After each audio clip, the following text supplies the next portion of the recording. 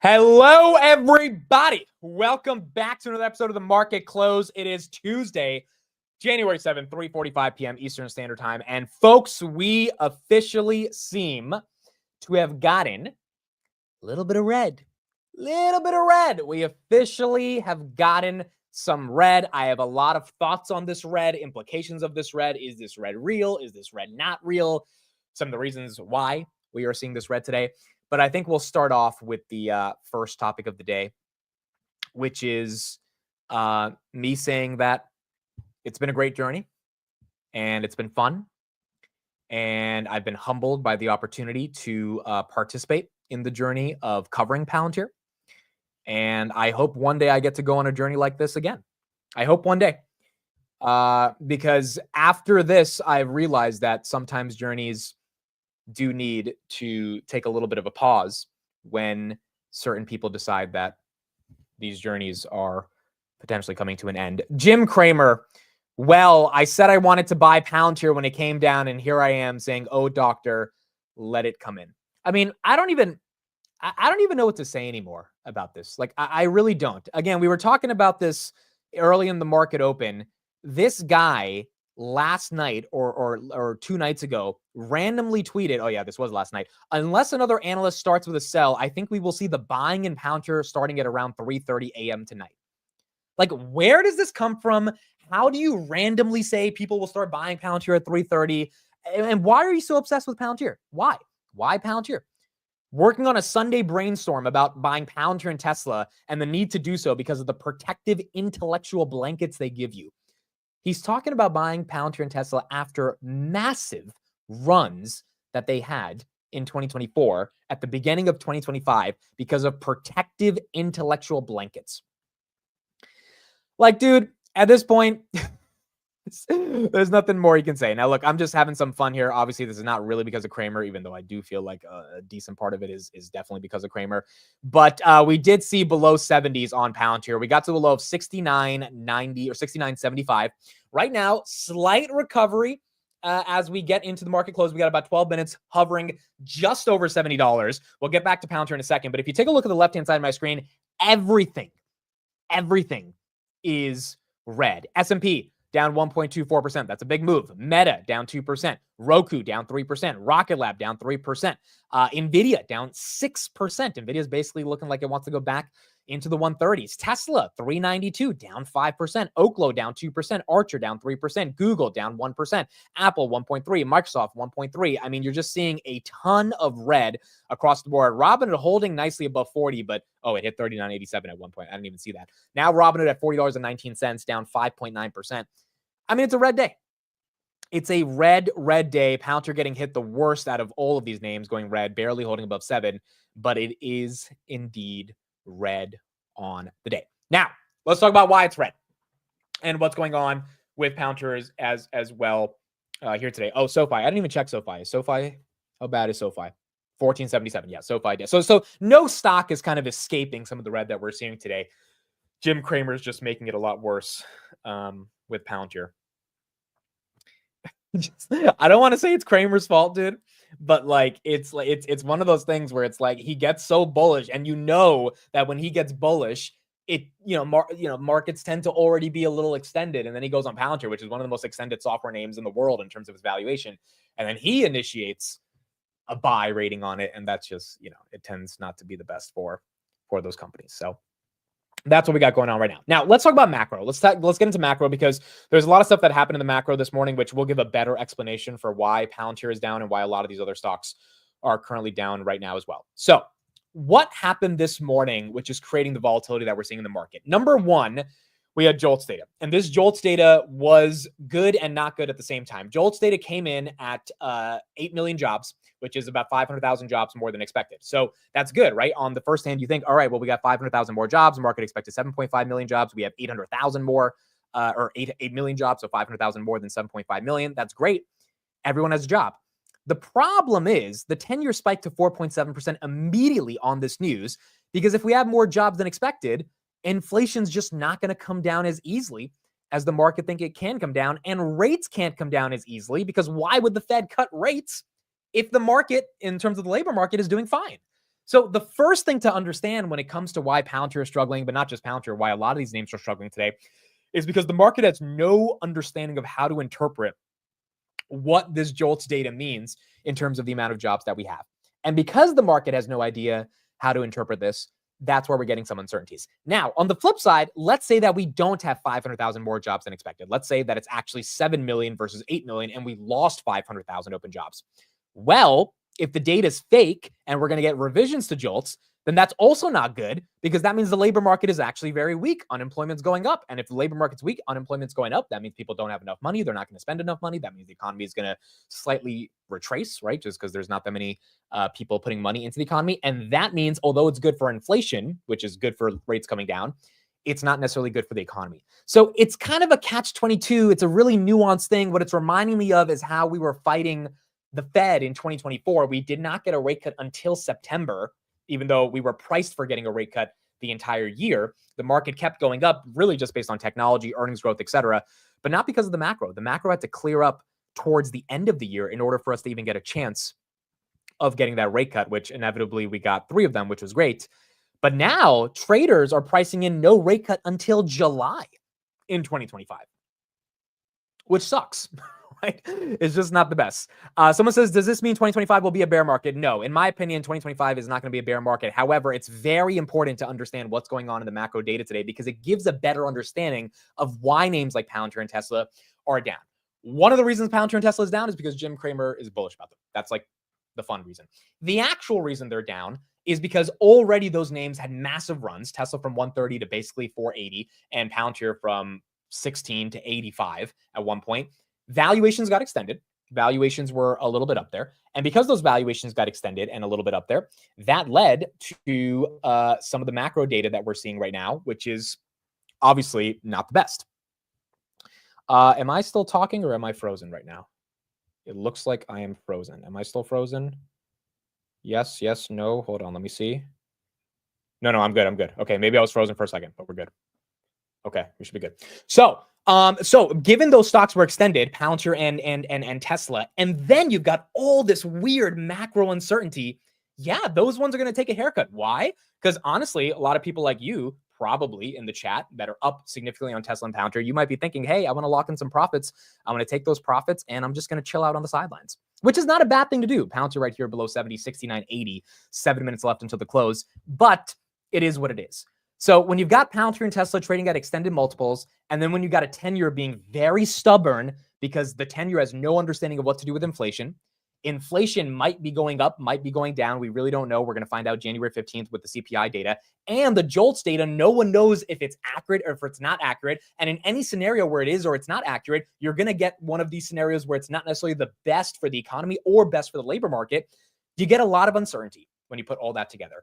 And that leads to, quite frankly, I mean, what I really think is also causing the sell-off is algos. I mean, once you get all that uncertainty coming in, a lot of algos step in. They start selling names off. Even Enphase, that was up 7% today, it's only up 3% right now, even though this name is probably going to end green for the day. Whatever was green still had to take a little bit of a haircut because everything was taking a haircut today. And so that's what we got going on right now in the context of some of this macro. On top of that, the Eurozone had their inflation today. It's higher than expected, 2.4, or it's higher than what it was last month at 2.2, and it's the worst since July. Now, the Eurozone is different from the United States, but nonetheless, a lot of it's interconnected. If the Eurozone's increasing inflation, there is a good shot the United States is increasing inflation, and that also is the market kind of front-running what we're seeing right now, which is essentially this uncertainty around inflation, yields, and at that point, what ends up being the best option? Just like waiting or selling and taking the profits and holding on to your money. It also makes sense that $96 billion of money went into money market funds. More of that money is probably coming into money market funds because people might get scared. People might get nervous. And if people get scared and nervous, then they're going to take that money, get a risk-free rate of return of 4%, which is not going to go down. That 4% yield is probably not coming down over the next couple months. And if people can guarantee 4%, they might not want to take the risk of investing in like a Palantir or a Tesla. So what happened today is that stocks were green pre-market, very green. Then we tanked on JOLTS at 10 a.m. Then we tanked harder when Trump started talking. Trump did give a speech today. I guess if you want to call it a speech, it was a 3-minute announcement about $20 billion of investment into data centers. And then it was an hour-long I guess the best way to say is rant on all the different things that Trump wanted to talk about from a political perspective. The markets recovered slightly by the end of Trump's speech. They recovered even more an hour later, and then they got hit again going into power hour at 3 p.m., which means 2025 so far really has no direction or no idea in which direction they should go. And that's what we're getting right now currently in the markets. Now, having said that, gave a little bit of bearish arguments for some of the macro data that we saw today, because the macro data was kind of bearish, and that is the explanation for why Palantir is down, why Tesla's down, why a lot of these stocks are down. However,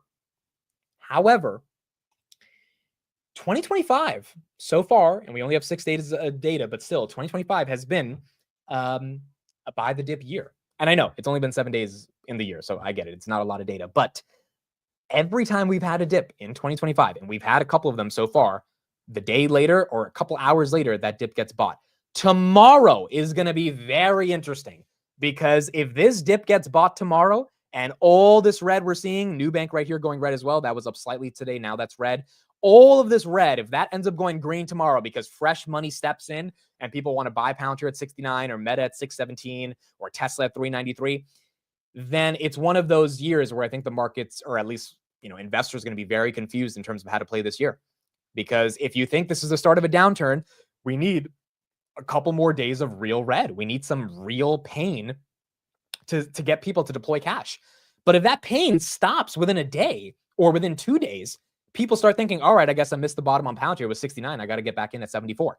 And that's pretty much the story of what happened in 2024. Every single time that dip happened, that dip went away. So, we're really going to have to see how this plays out over the next couple of days. We have a lot of more macro data. We have jobs data on Friday. We have CPI next week. But when you put all that data together, it just creates a lot of uncertainty until Trump gets into office. And based on Trump's first 100 days, we're going to then see how the market ultimately goes from there. 3 minutes until the market closes. Let me know if you guys bought any of these dips. Put in the chat if anyone deployed any capital at all. Maybe you sold some stuff today, captured some profits, and are just holding on to cash. But let me know if you did buy the dip or not. We will have markets closed on Thursday, so that is one less trading day of the week. Markets will be open tomorrow and Friday. So over the next 2 days, we're going to have to see kind of where this market goes, up or down. Stock Professor sold some Tesla, sold TSLA puts, BSOV. Someone bought some more. Yes, Andrew bought some more SOFI. Intel was actually green on the day, ironically. Is Intel green? Was Intel green? Intel, yeah, Intel's green. Intel's one of the names that's green today. I think someone said they bought some Intel right here. Semiconductor names as well were pretty much red today outside of Intel and Qualcomm. The rest of these names were pretty badly hit. AMD as well, losing all of its gains, 1.8%. SMCI down 5%. And then NVDA right here, wow, down 6% here on the day.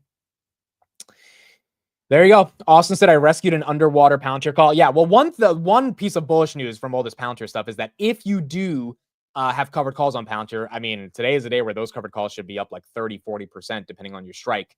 And you might be able to get out of them or pay a small little fee to be able to get out of them, which is not too bad, and free up those shares and have them be able to run again. Palantir, again, we got 1 minute left. It wants to close above 70, maybe down 7.7%. The buyer stepped in at 69.75. There's a lot of people today chirping that Palantir is going to 50 now. Again, could it happen? Sure. On a red day like this, everyone thinks things are going to get worse and worse and worse. However, I am still of the belief it's not going to be easy for Palantir to get down into the 50s and 40s as easily as some people may think. Could it happen? Sure. Real market correction. Could anything happen? Yes. But if it doesn't, then that doesn't mean necessarily that this is the dip, but it also doesn't mean that we have to dip to such an aggressive level. Again, it really depends on CPI, what Trump does, macro data, a lot of variables that are left to figure out how this plays out. All right, 4 p.m. We will have Jason joining in a little bit for Technical Tuesday, January 7th. Thank you, everybody, for being here. The stock market is now closed.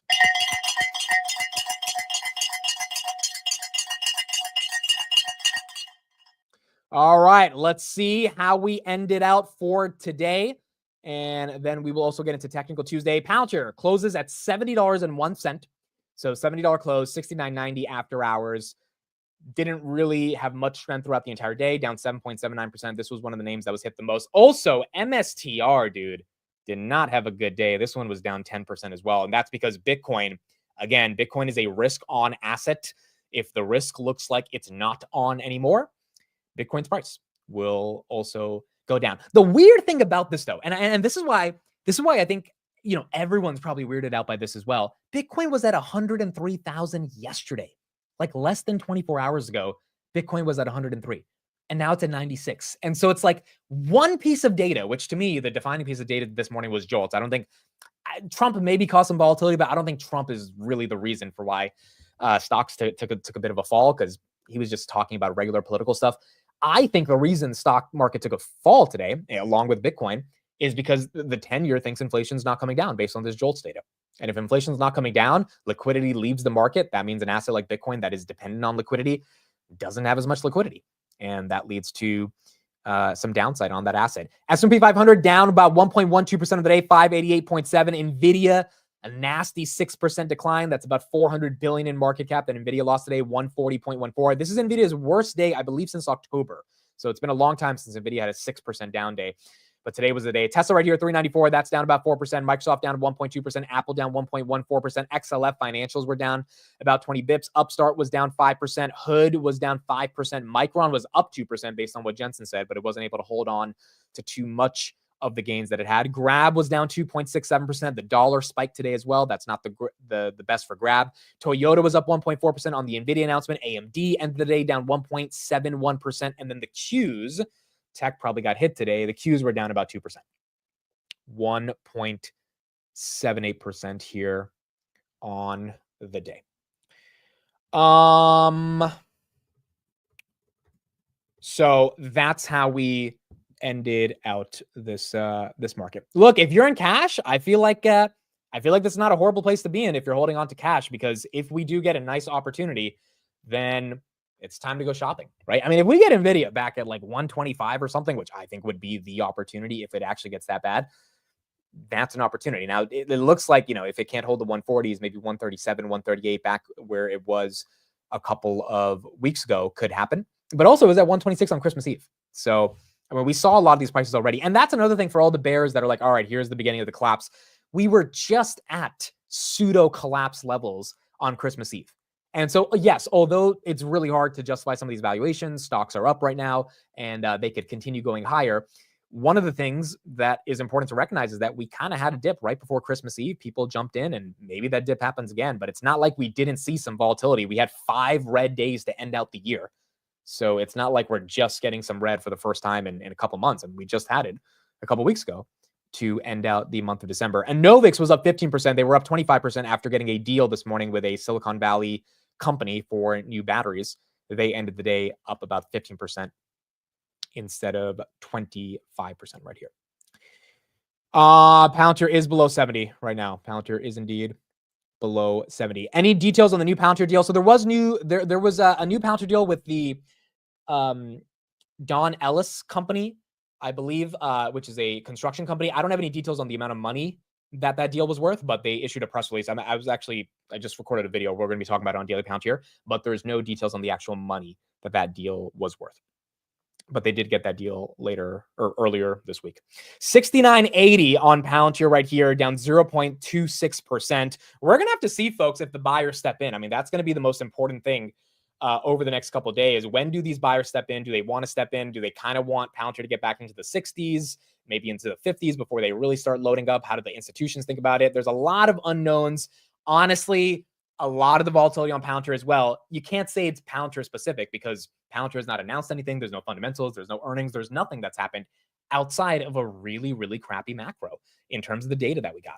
And that crappy macro, along with that lack of understanding of what this means for the 10-year, for mortgage rates, for inflation, for interest rates, all of that affects growth stocks the most, aka Palantir, Tesla, NVIDIA, not only because those stocks are up very nicely over the past 2 years. The S&P has compounded more than 50% over the past 2 years, but because those names get a reduction of their equity premium if risk goes up, and risk goes up when interest rates are higher. When interest rates go down, you give a premium to growth. When interest rates are up, you don't give a premium to growth because you're more afraid of the risk of that growth of succeeding in a world in which that premium can't go higher, given that rates are too high.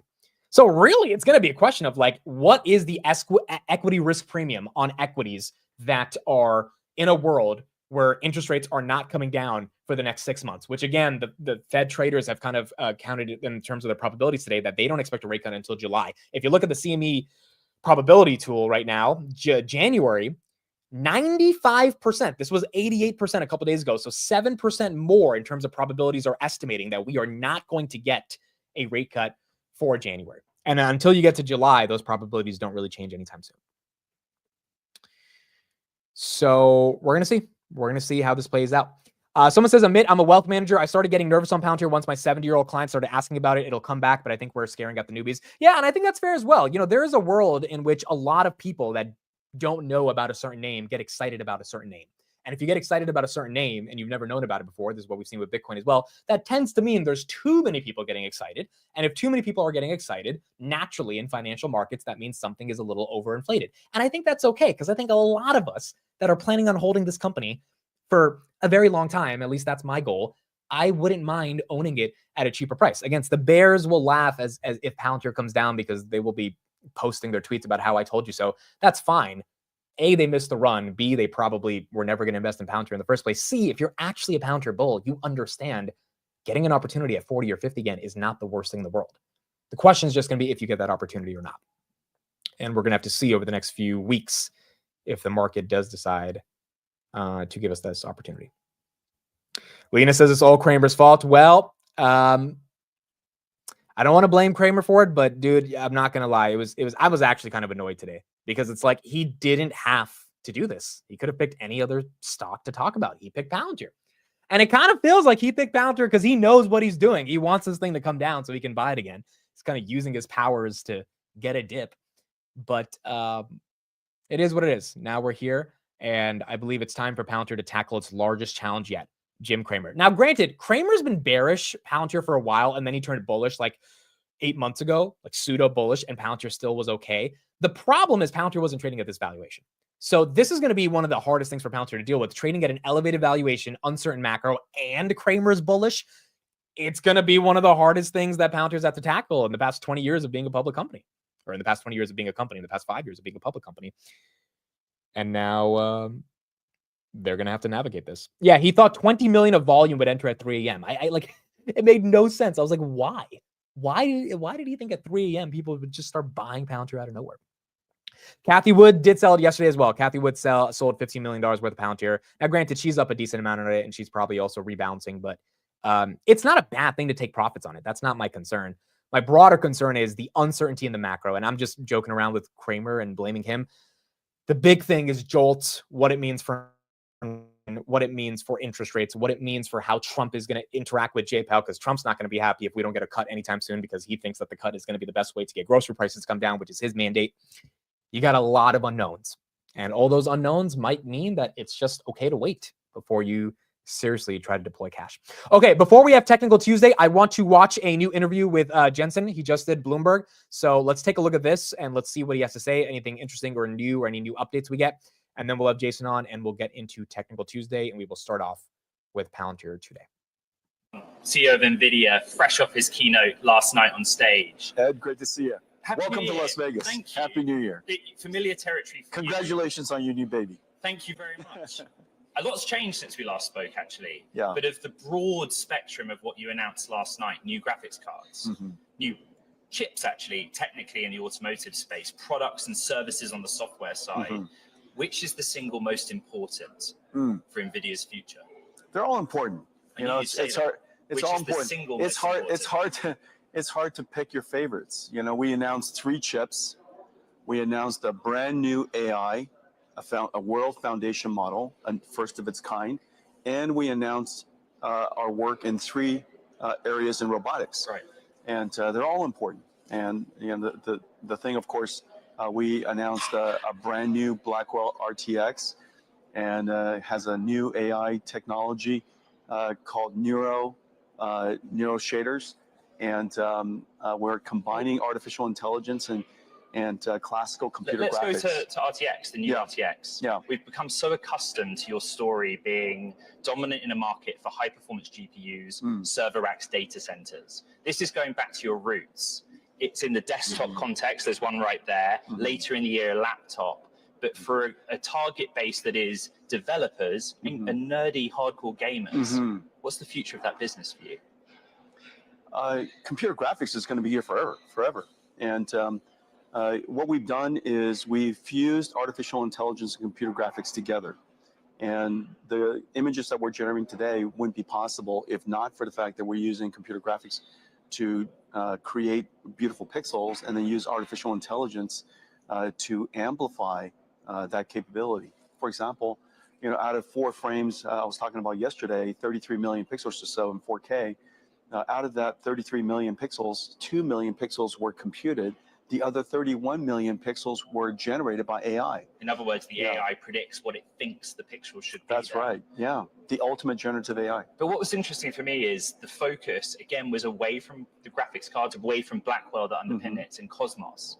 We probably don't have time to explain in full detail Cosmos, but you call it a world foundation model. Cosmos is for the physical world what ChatGPT is for words and text.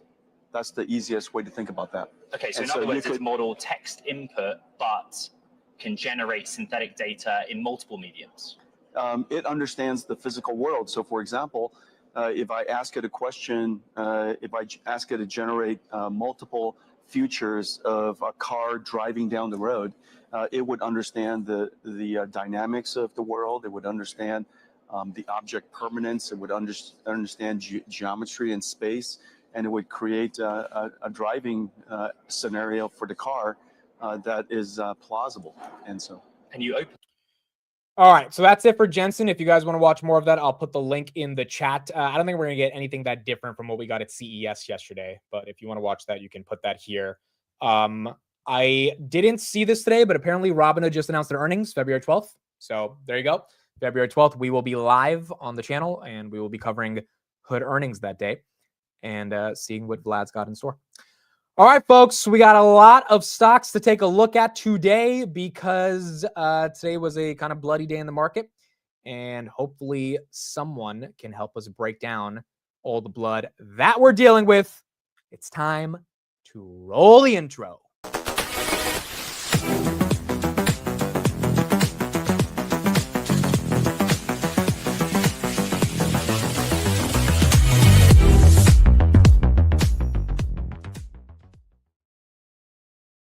What's up, man? We made it. Happy Tuesday. Happy Tuesday. Happy Tuesday. How are what you? A great day in the markets, man. Oh, it was a great day. It was fantastic. What an amazing day. Surprisingly, some weird stuff held up pretty well, actually. Not too bad. Were you guys stressed? Was everybody like freaking out? I don't know. Let me see the comments. I don't. Yeah, put in the chat. I don't think anyone's freaking out. I think people are just more so annoyed from some of the stuff that's happening, but yeah. It's the first day, the first week of the year. You know. Here's what I'll say. We've been talking about this on and off for a while. I think the last couple times I was on, it was like, hey, look, we can bounce, but it might not be the bounce, right? Like we'll bounce, but because we did make a little bit of a lower low, this would likely be a lower high, if that makes sense, which means that it's not going to be real. Does that make sense? It's not going to be real. And sure enough, it's not real. So if you're learning technical analysis with us, the word of the week is trappy. So the word of the week is trappy. And I think that's probably picture perfect, right? So there are bull traps and there are bear traps. Today, most likely, just going to say it, potentially a bear trap. Yesterday, clearly a bull trap. Right. So, so that said, I think where your mindset should be for you guys as longer term investors is kind of like, okay, I can hedge maybe short term if you want to, but realistically, this is like shopping list time, right? I think maybe if you're short here, I'll just tell you, I am short a lot of things, and it feels like I'm like shorting what we call like shorting the hole, if that makes sense, when you're really low already. And it's still going down, but it's like, you have that feeling like any minute, it's like spring loaded, like boom, you could get caught off guard. So at this point, I'm covering a lot of my shorts except for MSTR. MSTR I did cover and then open again today, which we can go over. Of course. I mean, it's 370, right? 369, 370, whatever. I think one of you guys added me on X or Twitter. It was like, hey, what are you doing with these MSTR shorts? I said I covered, I think it was Friday. And then I said I was going to wait for 370. Sure enough, today 370 opens up and kaboom, rejection. But I'll also say this, right? If you're playing shorts short term, bears have a tendency to overstay their welcome. So you want to make sure that you take your profits quickly. Especially if you're trading things like options or leverage tickers, those are vehicles meant for hedging, if that makes sense. So they're not like investments. Most of the time stocks go up. And don't forget, guys, we're coming into earnings season at the end of the month. So I think that, and we have inauguration on the 20th, I believe. Yep. And we had also said, what was I saying? You know, if the market happens to price out entirely any rate cuts, I feel like that would be a screaming buy. And we did price out one of those rate cuts today on, right. I think it was the JOLTS data. But it's not like we're priced out entirely, but we're closer. I feel like we're closer to buys than anything else, if that makes sense. So if you are buying today, you know, all good. As a technical person and somebody who tries to time the markets here and there, I would say also that if we open up red tomorrow, it's probably a buy.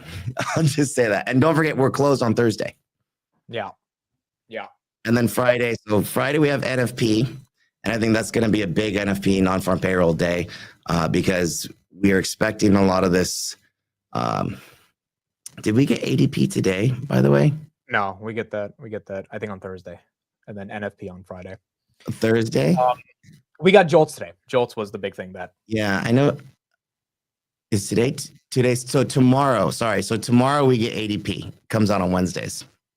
And then we're closed on Thursdays for, oh God. We're closed on Thursday for the Memorial. Yes. So I think I'm not trying to be short after tomorrow, if that makes sense. Because okay, so let's get started. Let's get into the stocks, and then we'll talk about macro as we're. Carter, thank you guys. Oh my goodness, how embarrassing! So let's get started with Palantir, because that's one that I think everyone is curious about. Yeah, so I just posted this because I figured we'd have to take a look. Let me pull up my screen here. This one is the right screen. I think so. Friday job number is correct. Friday we have. Yeah, Friday's a big jobs number. I think we're expecting a lot of revisions come Friday. So that's why I'm thinking, and the revisions should be down. So if the jobs are revised down, then that's more rate cuts probable, if that makes sense. So today's price action, maybe tomorrow's price action could get reversed. So that's my caution to anybody who's short out there. So Palantir, we talked about this level right here yesterday. I mean, not yesterday, Tuesday, and we're literally on it. So this is kind of like that moment where we gotta watch, right? So it's you hit a level and you wait and see, right? We're not really losing the 50-day. We talked about this before. Hey, look, a lot of stocks might be losing the 50-day, but you play this ping pong at the 20. So the people that were buying here, and this is kind of that concern, right? So this is actually 7140, give or take, in the just around $70, right? So these people that were buying, we're gonna find out basically tomorrow if they're either still buying or if they have weekends and they sell. Right. So you're basically at an inflection point where you could either have a decent little breakdown, which we would be looking at probably retesting this area of supply in that 65 level, nearing around that 50-day simple moving average. Or somebody had mentioned, Palantir is going to open up green. Oh, sorry. Yikes. If Palantir, do you have another mic, dude? Because your shit is staticky, like very staticky. No, I just plug this in another mic other than this mic. Even if you just use your computer mic, because it's like really. staticky as you talk. Like audio doesn't have to be perfect, but that's perfect. Okay. Yeah, it was just the gain. Oh no, it's still there. It's still there. It's still there.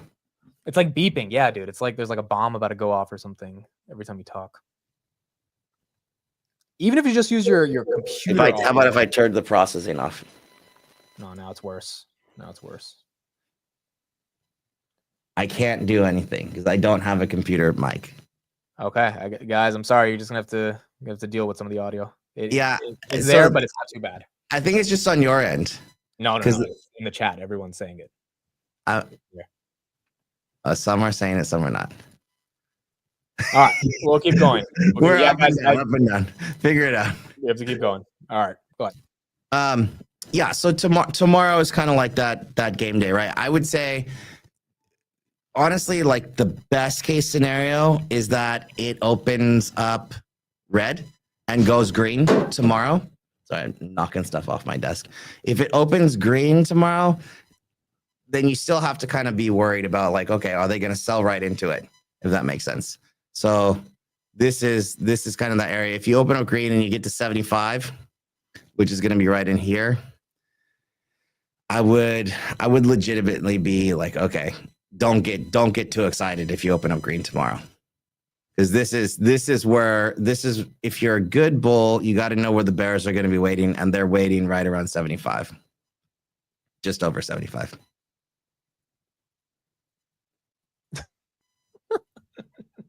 I love how I call out his audio for like the 7 of you that complained, and now I'm the bad guy because I'm like, he sounds better than you, Amit. Perfect. Okay, so on Palantir, maybe my phone just rang. I don't know. No, there is a little bit of interference. It wasn't a big deal to me, but a bunch of people were saying it, so I was like, all right, let me bring it up. Maybe you can do something, but it is what it is. I think you're right, because yeah, you guys just heard that, right? You heard that little buzz? I'm sure everyone can hear it. It might be the connection. It's definitely the connection. I had to move. It's just not as bad, you know. It's like it's not horrible, but it's there. But we can deal with it. All right, guys, we're gonna rip out the entire audio set and we're gonna put in a new one just for a minute. Okay, so here's the question. What is the level we need to watch? Like, is it 62 as you said last week, or what do we have to worry about when it comes to the stock? I think it depends on your time frame, right? So right now it's $70, right? So if it's $70 and you want to see, like, you can open up kind of red tomorrow, but if you go back green over this, you want to see right here, right now, 71.50, right? These guys, are they continuing to buy? We've seen this situation time and time again. The thing is, if you're a short-term trader, if you're a trader, then below 70, Palantir does become a bit of a short, $5 short. I don't know how many percent that is. And so the level that you start to, and then if you're longer term, if you're looking for that, you're looking at like 62s, give or take. And that's the level that you really want to see. And it's right in here. So okay. This little box, right? So if you're longer term, this is definitely an area of interest. It's about just under 62, as close to 60 as you can get. But this entire, I think this was post earnings. So this earnings report here on November, right? You get the follow through and then the new accumulation of traders. And this is going to bring you right into 61, 66. So this is that level. And honestly, if you do fail, it might feel rough for a bit. Again, depends on how much you care about this. And you're going to look for a second higher low. So a low and then a higher low, something like this, to see price kind of consolidate one more time. And I would think that would be it personally. Why do you think we had the 8% decline on Palantir today specifically? It's just exhaustion, right? Like it's I think, and this is kind of like panicky, like 8%. 8% isn't even that much for Palantir, to be completely honest. Like Palantir's up, like, dude, it's up a lot, right? So like I still own Palantir and it's $70. Sure. I didn't even really realize that it was trading over 80s for that long, right? So it wasn't that big of a deal. So 8%, I'm not even flinching, quite frankly. I don't know if you guys are. No, I'm not flinching either, but there's definitely a little bit of fear that is this the beginning of the end? And I think that's where you have, like, either you're a bull or a bear. If you're a bear, you think, all right, it's going back to 30. If you're a bull, you're like, okay, it's up freaking 14x from the lows. Send in super chats to Jason. Guys, I have the most expensive mic that you could possibly buy. And a Rode, like. Dude, look, from my experience, it doesn't matter. I agree. I have the most expensive mic too. If it doesn't. Yeah, there you go. Right. So we're mic by cheers. Anyways. Yeah, my thing is, look, I don't think 8% is a big deal because it's up like 12x from the lows, but people will act like it's a big deal if it falls back into the 60s, and I think that's where people have to have a good head on their shoulders, knowing how much it's run. Yeah, so I think if it's in the 60s, honestly, that's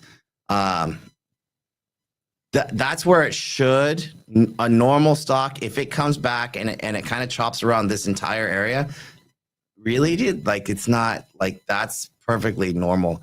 And if you were to say, hey, look, let's call this your head and shoulders, right? Because this is, now the bears are going to come out and they'll be like, oh, you got this kind of topping action. And then you have, this is what you would call a head and shoulders setup for sure. There's no question there. So just if you were wondering what that looked like, so you have a right shoulder, this is your head. And then the shoulder, actually, your right shoulder becomes, it's got to be just below the head and the left shoulder. So this sets up almost like textbook. If I were a pattern trader, which you guys know by now, I'm not, which means that the $70 level becomes like your neckline. And so at this point, if you take this, the way that these patterns work is you kind of take that consolidation and you double it. That does put it right into this area. That's 55 at the most, which would essentially be pulling back all of this earnings extension right here. So that would be what we call like the pattern is full, right? So like the entire extension, honestly, I feel like that's a little much. I might take this, which is more, this is more. So I'm taking it. What I just did was I took from here to this bottom pivot here of 72, and then you duplicate that. And that what is the fib levels on this? So it depends on what kind of fibs are you looking for? Because your fibs are, you mean, what are my fibs? Yeah. Oh, so this right here was a full extension of this entire consolidation area. So this was right here. So what we've done at 85 bucks is you've taken this prior consolidation and you've doubled it essentially. So that entire however many years of consolidation, let's say before the breakout, then you take a measured move. And so your breakout from that big old, remember when everybody's like, oh, it's the biggest cup and handle, blah, blah, blah. You're complete, right? So that cup and handle is completed now. How do you know when the cup and handle is complete? I just showed you, right? So you take that consolidation. So this red box, right? So from this high, 44, all the way down to the low of single digits, essentially. Yeah. If I want to be super specific. Right there. Right? Draw it across. That's that gap up. Okay. Make sure this is like tied in. That looks pretty good. And then you double it. And that puts us right around 85 bucks. Huh. And that's what that fib is, right? So that fib is this, it's a measurement right here. See this? Yeah. That's what that is, right? So it's taking from here and it's a fib extension to there. And that's putting you right at that 80 something dollar move. So now that that's complete, you're saying there could be some exhaustion, macro uncertainties. Yeah. So normally, so you get there and normally what you see is you see this pullback and you kind of see this yellow line. So that's 50% of that first extension. So that 50% also is going to line up pretty much roughly with your 50-day. That's 65 bucks. and the levels that I was just talking about. And so normally what you want to see if this is going to stay is you want to see basically that price or that area start to get bought up. And so you'll see a little bit of maybe a quick exhaustion, or maybe it's a chop down, but you want to see this area around that 65 kind of holds, and expect Palantir to go sideways for a bit. If Palantir does pull back and then go sideways for a bit, that's ideal. The thing I would say is that February 12th, you're going to have earnings, right? So you big winner like this from November into this earnings report. We talked about this before also. Expect some profit taking of people that might be a little scared coming into the report. Right. And the stock coming down ahead of the earnings report, it's a better setup anyways, right? And yeah, Chris, that would be healthy. So this is what I'm talking about. A healthy consolidation is right in this area, under 65, as close to $60 as you can. That's ideal. And that's actually going to set you up pretty well for a good earnings like technical setup. Because coming in too hot is not ideal. Oh, we saw that with NVIDIA today, coming in so hot. Yeah. CVS, so. Which, by the way, I think will still continue to come in too hot, right? And then I think, it's interesting about Palantir because, as we come into earnings season, and a lot of the Mag 7 are going to report, I think, late January, early February, I believe, something like that. As those guys report, they'll move NVIDIA a lot. But if we hear let's say if defense contractors start reporting, you hear other people reporting ahead of Palantir, they can start moving the stock itself anyways, right? So be aware of all of that. We're coming into earnings season. I think this is a little bit of a shakeout, quite frankly. I don't know that we're done. I don't think that we're done, but we're almost done. Right. Okay.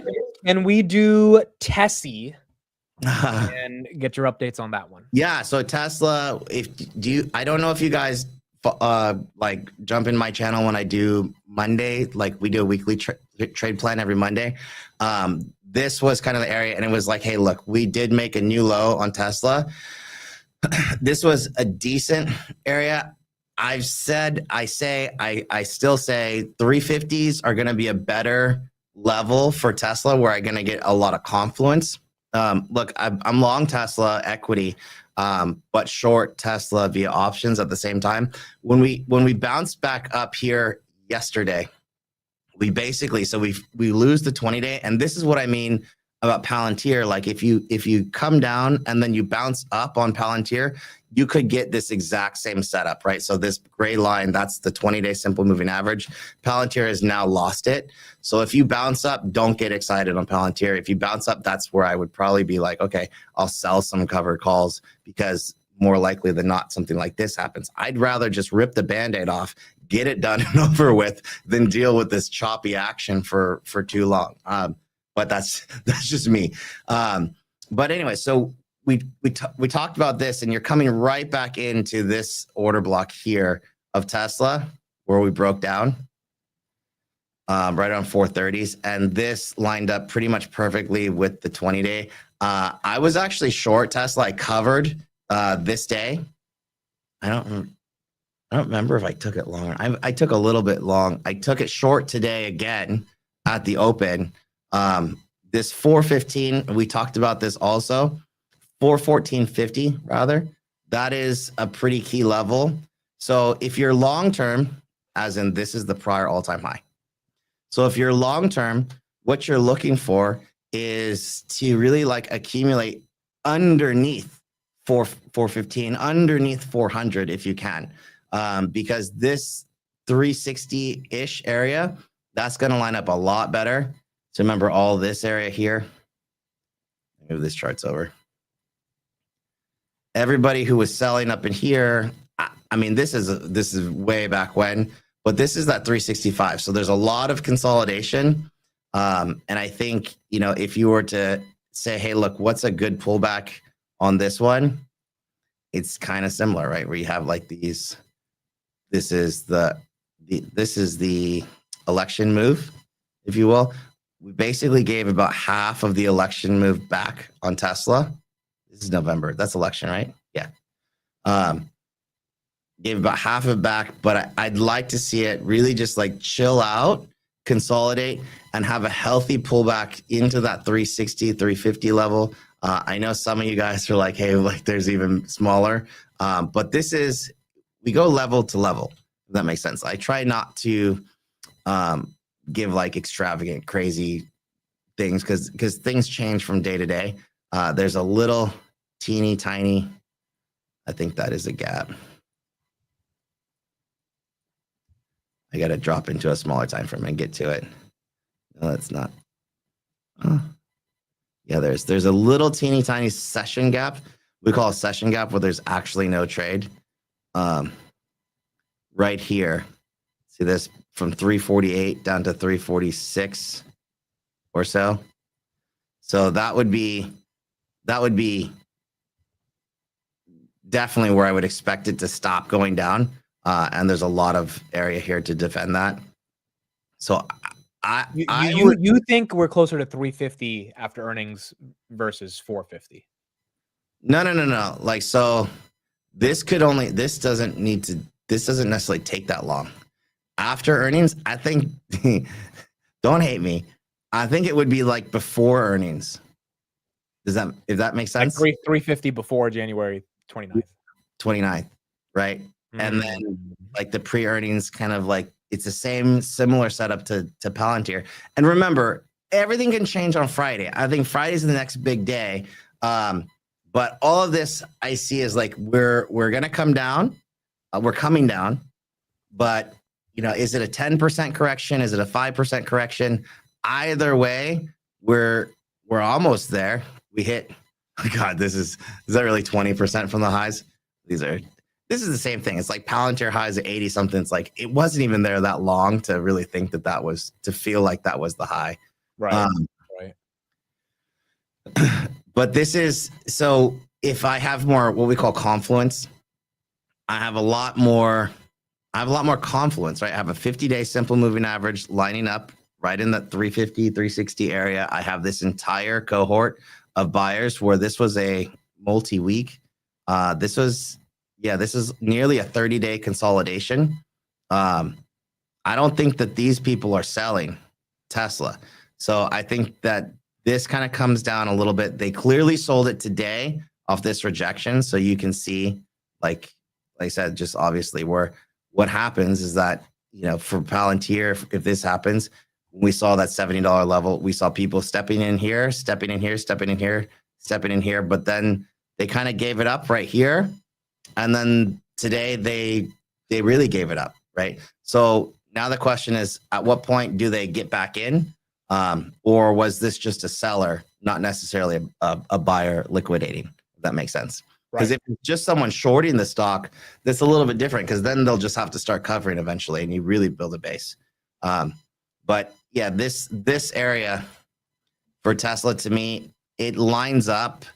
It's just a lot more confluence. So I have a lot more stars aligned to go along Tesla, around that 350 level than I do at 375 or 380. Not that that's super far away, because in this grand scheme of things, what's $20 for Tesla? So that's where I am. So let me ask you this question. Deliveries missed last week. They fell to 373. Then the day after, they went up to 420. How do you make sense of that technically? So it's for sure, it's not. So technically doesn't have a whole lot to do with the fundamentals. Not that if you're a Tesla shareholder, I really don't think, especially at this level, you give two shits about delivery numbers. The energy number was good, right? Didn't they beat? No, yeah, it was the best ever. It was good. So I think that's why it goes up on something like that. It was Rivian, and then Rivian deliveries came out. They were doing well. But then the market kind of turns on them, and really you just see this. This is the technical story that, the people that were buying here essentially turned into sellers. So maybe they just give it a bit to breathe. But this looks like I'd much rather take my shots in this gray box down here. But mind you, I'm already long, right? So we're long from the one somethings. I haven't even sold any, actually, like at all, like I'll just trade around that, if that makes sense. Okay, can we pull up a name that had its worst day in 3 months, which is NVIDIA? This one's kind of interesting, actually. Did you trade this at all this week? I did not. I almost took it long at the close. Very close. So I think that this is going to be a buy. Can I back up a little bit and go to the ETF that tracks? So I think this is important. Shoot, where's my SMH? Okay, so let me pull up my other SMH chart over here. They stopped complaining about my mic, by the way. No, dude, everyone hears it, but we love you so much, it's not going to stop us from listening. But it's there. Trust me, when you hear it back, you will hear the little buzzing. All right, I'll have to listen to it back. And if I don't, it's not me. I'm not going crazy, okay? It's not me. All right. Maybe I am going crazy. Who knows? I believe you. So I'm going to take all my drawings off for just a minute, right? These are the SMAs, simple moving averages. Remember, they're really tight, really squeezy. And this was really that 240 area, right where I'm hovering. They kept buying it right in here. And then we have this big, giant consolidation. So I'm going to turn my drawings back on. And so usually what we have really like this consolidation breakout. Is this busy? It's a little too busy, huh? Is that cleaner? So this green box is where they were buying. So they sold, and then started to accumulate again in that 240s. Take that since we're done. Everything's converging right here.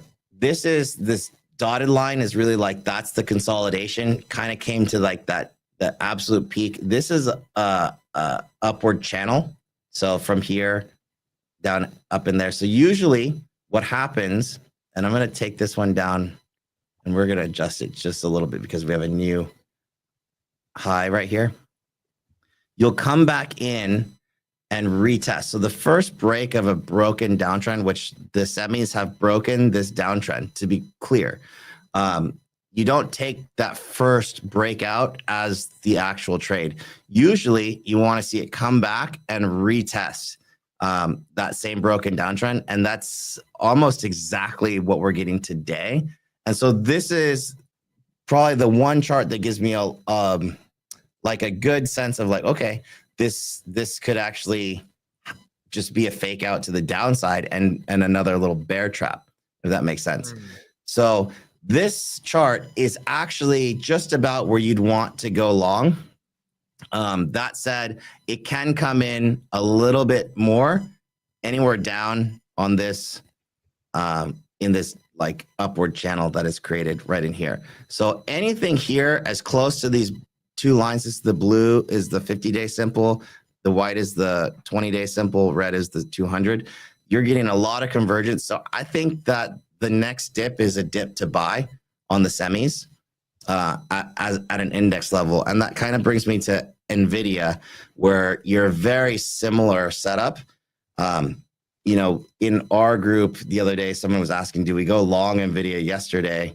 And I was like, no, because, you know, you break that channel. So here's that kind of, I have a lot of lines here. Let me clean this up for you guys. You want to look at Fartcoin after this? No, I'm good. But so it's very similar. So here's your prevailing uptrend. It was broken a little bit ago in the 440s, but it held in that 125 area, 123 area. But sometimes when you come back in and you retest a broken trend line from the opposite side, you usually want to fade that, right? So whether it's, I'm just going to inverse this chart, whether it's a long, if this was a broken downtrend and you hit that and you'd want to go long, not on the breakthrough, but on the retest like this. NVIDIA happened to set up like a short. So that said, though, now we kind of take this entire thing and it becomes a channel. I'm getting a little deep in the TA. But this is really like your channel right here. And so anywhere in this area, I'm thinking like 138s, I'm loading NVIDIA actually. So don't forget 138. That's your buy level. Yeah, in that area. Anything in here? I almost took it today. Was very close to it, and then I don't know if if I got greedy or what. I probably should have just taken it today, but greedy meaning like I wanted a better price. Shit. Yeah, I probably should have taken it today, because really, like where we closed, we gave back all of yesterday's gains. So we gave back everything. Not yesterday, Friday.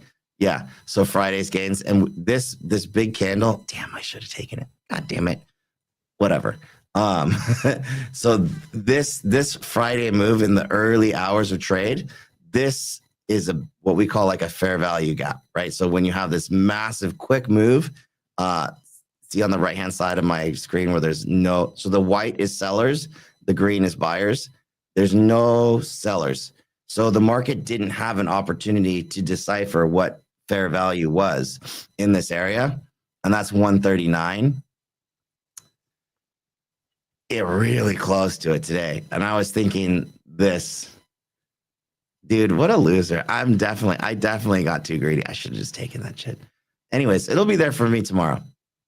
So I was thinking in this area. So we have this 20 on the 50-day. If it pulls back, it's anywhere in this box that I'm probably going to be, I'm going to be a buyer, right? So I think this area here, these guys continue to reaccumulate. Like I said, especially as we get into earnings season towards the end of the month and all of that, as the Mag 7 starts to report, it's just going to be, there's more and more. We're spending more. You're probably going to start seeing it now where people are announcing how much they're going to start spending on NVIDIA products. So honestly, this fake out, upside, but at the same time today, dude, we created just like to the other side, like to the downside here, we created that fair value. We definitely created another one today to the upside. So if I look at this, yeah, so nothing but sellers here, nothing but sellers here, nothing but sellers here. So now it's 150s. And I was looking at, what was I looking at? Man. Let me ask you this, Jason. All-time highs tend to create more all-time highs, right? Like generally. Correct. So why at 153 today did it go down to 140? Was that macro? That doesn't seem like it was technical. Honestly, I have no idea what happened. If there was like some kind of announcement or what.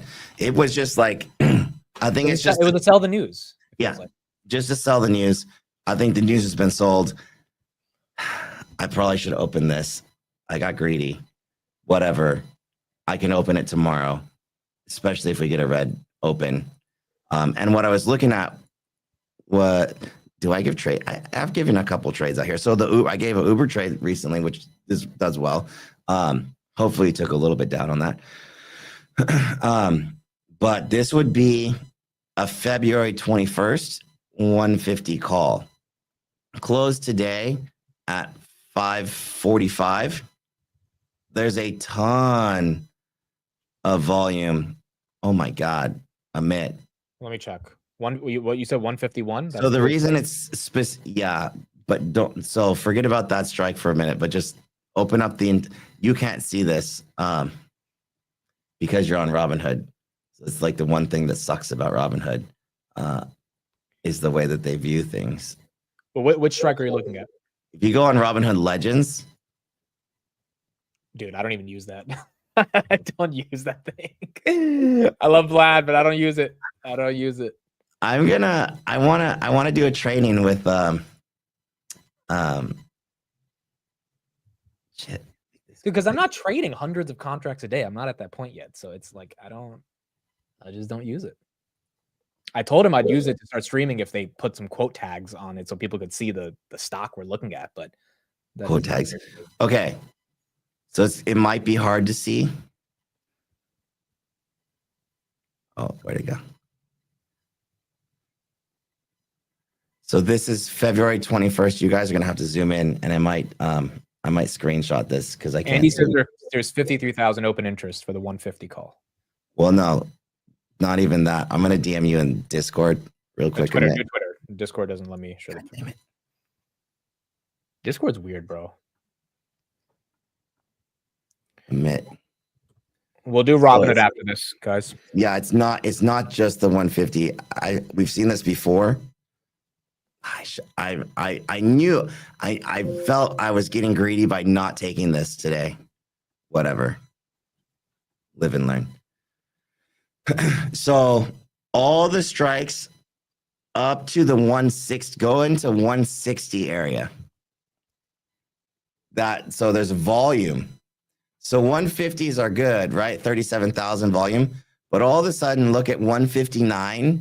Wow. And they're just splattered, like shotgun effect up there. Let me read this out for people that can't see it. So 159 is 106,000 that were traded today, 140,000 that were traded for 160, 130,000 for 161. So people really decided to buy up these calls towards the end of the day. Yeah, because you know what, Amit, I was watching this today. I would have noticed this if that was midday. I think a lot of those came in towards the close because I missed this. I mean, I missed that. Fuck.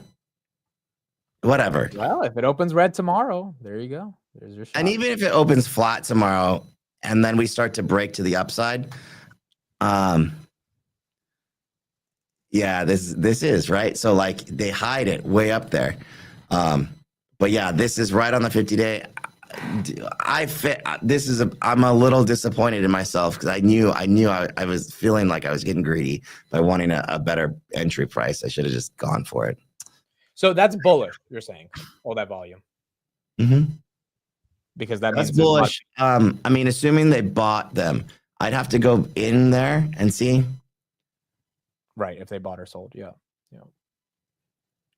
Yeah, so it's split 50-50 on the chain between the bid and the ask.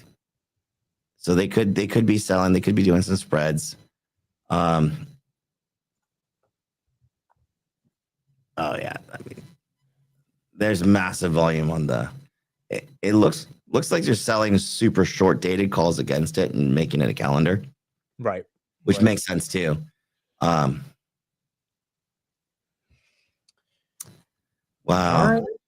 So ultimately, you think this level is nice for NVIDIA? 140 and below is when you get excited. Yeah, I think this level is really nice for NVIDIA. Actually, it's just this is like picture perfect. They sold the news, great, good job, right? But let's come back to reality here. We're about to enter like earnings season. There's no reason to really be bearish on NVIDIA because you know that everybody's going to start saying how much they're spending on NVIDIA. Yeah. So yeah, I think this before we move on from NVIDIA. Yeah, and we can go to Hood in a second, but this chart I got to show everybody. This can conclude the NVIDIA discussion right here. This thing today came out, and this is pretty incredible. So our boy Evan tweeted this. Let me take a look at this. So Microsoft bought 485,000 GPUs, up from 75,000 2 years ago. Facebook bought 224,000, up from 50,000 2 years ago. Amazon bought 196,000, up from 60,000. Google bought 169,000, up from 100,000. Almost all of them more than doubling their spend. And if that's not slowing down, or if it slows down to like 70% versus a double, that means NVIDIA is going to do something like 250 billion in revenue over the next year. You're right. Yeah. So I think more of this comes out. This is just, look, traders having fun with the market right now on NVIDIA. Sell the news, great, right? Like the one that I'm not short NVIDIA, though I am short AMD. I'm like, I don't know what AMD's going to do about this one. Yeah. Okay, before we go to Hood, let's finish up with the semis then. Let's do AMD. What do you think? I mean, so AMD, it was that 128-ish level, right? So same thing as last time. Look, the sellers were here. I was partaking last time and I got another shot. So I said, okay, I'll take it. Right. So, right in this area, it's the same cohort, right? So like to me, I looked at AMD, I'm like, look, we had a big gap up, right? So gap meaning there's in the chart, we have what we call, again, the session gap to 125.60. That's going to line up better with the 20-day. This is for a good time, not a long time, because I do know, hey, look, we're going to come into earnings season. I thought Lisa was going to have some kind of talk at CES. Apparently she didn't. but I think this can come back in and really retest into that 125 area. Does it? And again, you're just toying with this prevailing downtrend longer term. Sorry again for all these. Let me take these drawings off. It's just this. It's just another lower high, right? But this pop up does make it like it just what we call broke structure. So I'm not actually expecting a new low in this setup, if that makes sense. So that would mean that I'm looking at sub 125, but we could probably retest into this 124 area. And then you want to see how these guys react right in here. Because I think that's probably going to be it near term, and then I'll close it out. And then maybe AMD bases out, and as long as it doesn't make a new low, like this is for me. This is okay. It is a higher high. So, but I saw, hey, look, we're failing this downtrend. So I'll go ahead and short the first one, and then you're looking for a higher low to go long at this point. If you did really want AMD, which could be anywhere in this box right here, which means that it's going to go down further from here before it becomes a long, if that makes sense. Right. So that's as simple as that.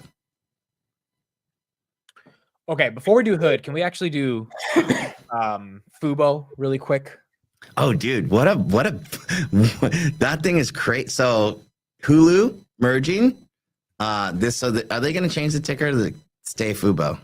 I think it'll still be FUBO. It'll just be inside of Hulu now. Yeah. So Disney's going to own 70% of this.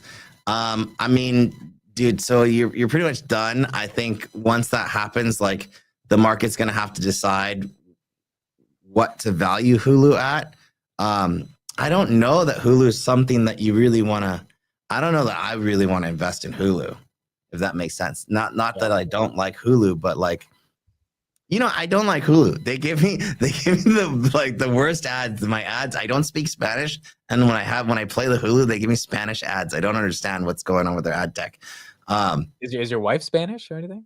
Or no, dude. Have you seen my boy? He's got blue eyes. I don't know how that happened.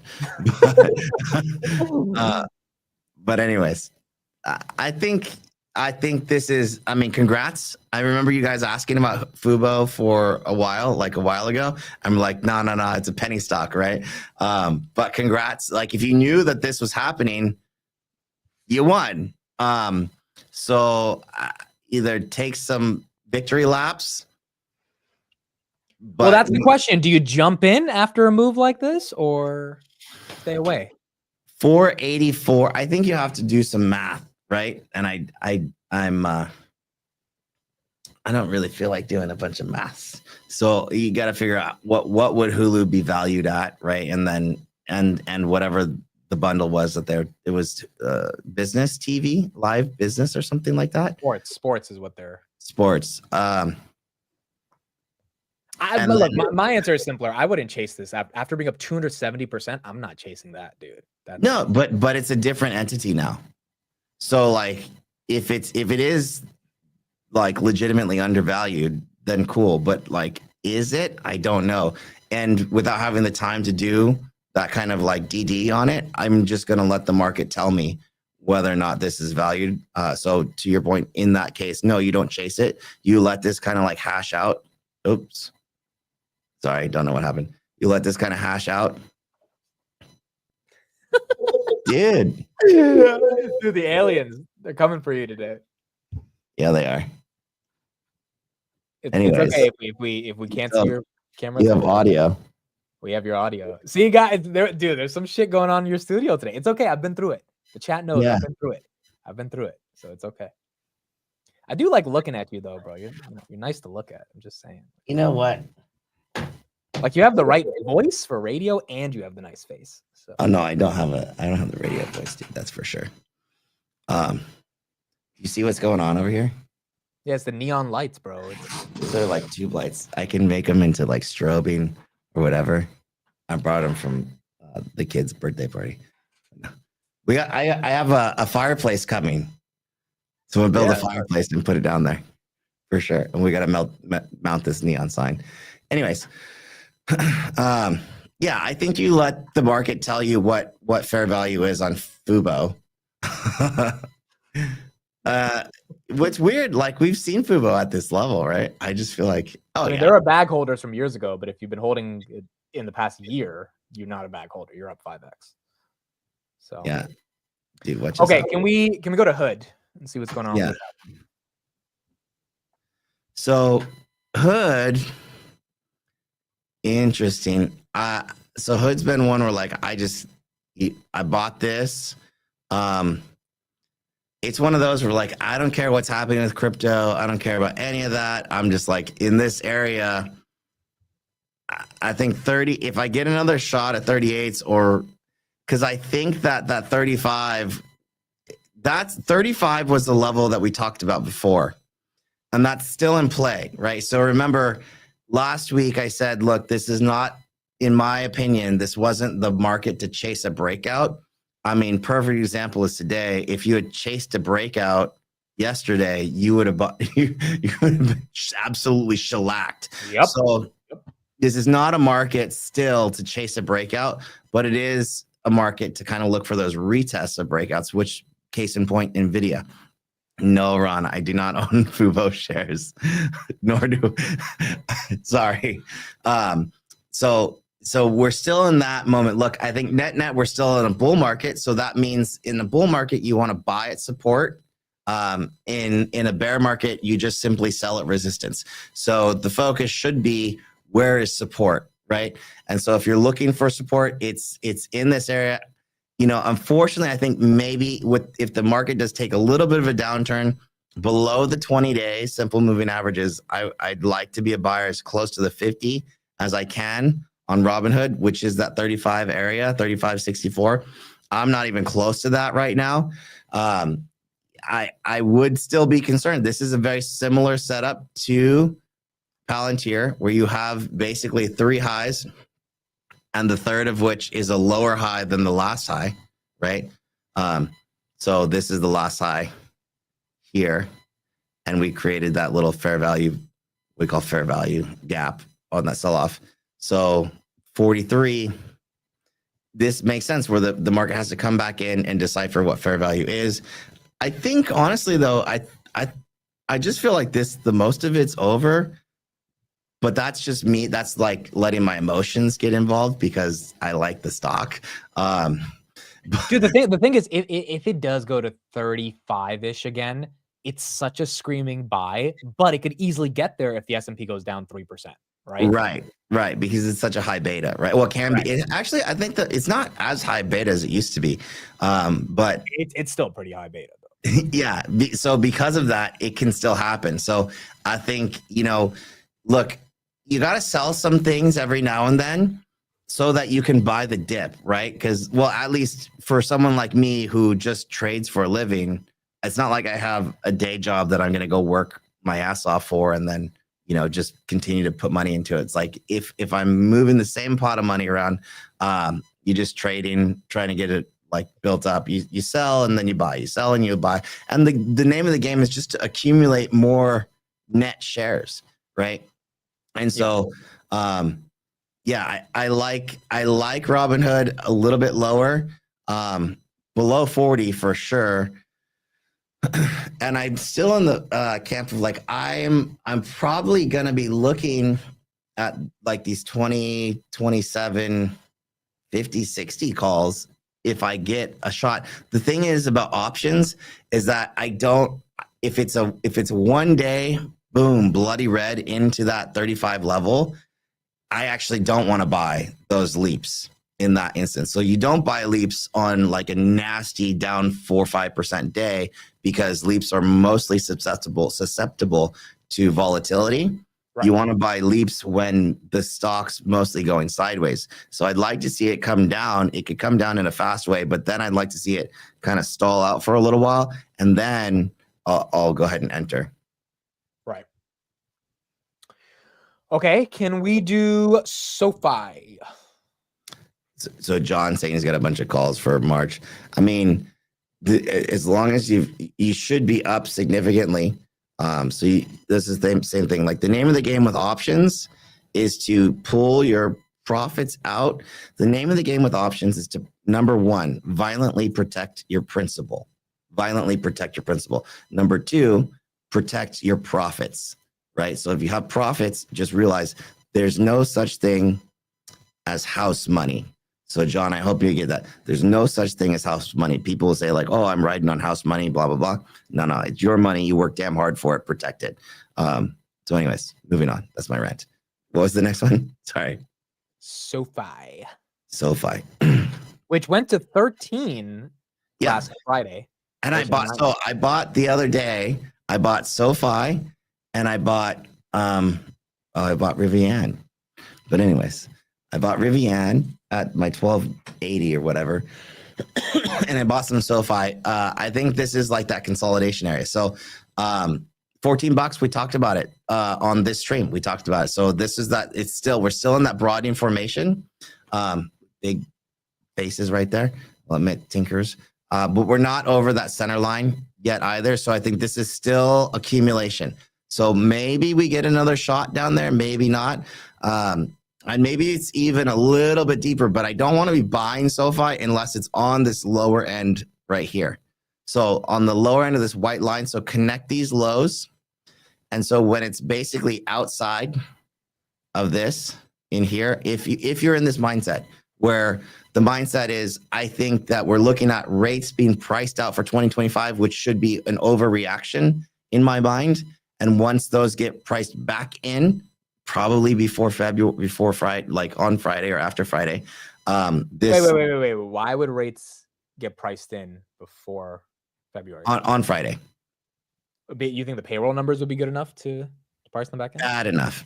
Oh, bad enough. Okay. The revisions, I think, would be bad enough to change that whole thesis. And tomorrow, if ADP comes out really good, then we could see, if ADP comes out really good, we could see another flusheroo, which would probably be the buy. If that makes sense. Right. Welcome, Dave C. Remember. There we go. Did you guys know if you do sign up for Amit's membership on the YouTube, then he will send you the Grindr profile pics for sure. The Grinder's getting hit. Grinder fell like 3%. Oh no. A beautiful Grinder. It's getting hit. It's getting hit. Okay, so you like if you're accumulating SOFI, this is price discovery. Just realize these are hard setups. Price discovery means you can have a series of higher highs and lower lows at the same time, which is what we're doing, right? So you could even breach that last 14. So like I said, if I'm going to be a buyer and I want to accumulate just outside the low end of this, when you basically connect these lows right here, draw your little line. And when you're outside of it, go ahead and buy. And then if you want to trim, you could trim a little bit. And then again, just play that game, accumulate more shares. But below the 50s, I think are ideal. I don't want to see this turn into something crazy that's like way sub. So like if SOFI loses this area in the 13s, I might trim a bit. We'll see. Because you could get the 11s if all hell breaks loose. But I honestly don't think so. Like we zoom out, look left. This area here that I'm trading against, that 14 area, is that IPO like high, and this entire like multi-year base right on 14. Right. So this is what we're trading against right now. I say me and whoever else is doing this. So it's accumulation mode, again, not breakout mode. Right. Guys, we do have a headline right here from Jensen. So apparently the reason the quantum names are down right now is because Jensen Huang issued a statement that he loves quantum computing, but he said not to expect a quantum computer for at least 15 years. So whether you love quantum or hate quantum, that seems to be the reason why all of them, yeah, look at that.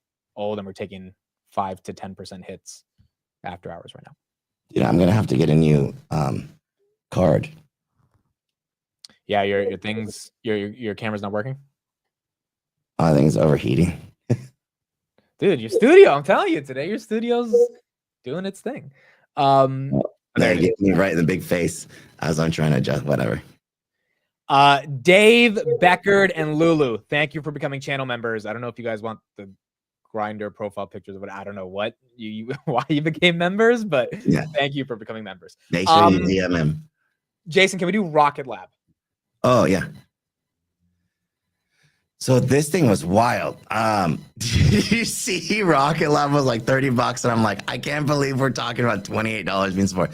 I still think that space becomes, I mean, I don't see how this is not a theme for 2025, right? Like, I don't see how it's not. Where's Matt? Can we get Matt in here?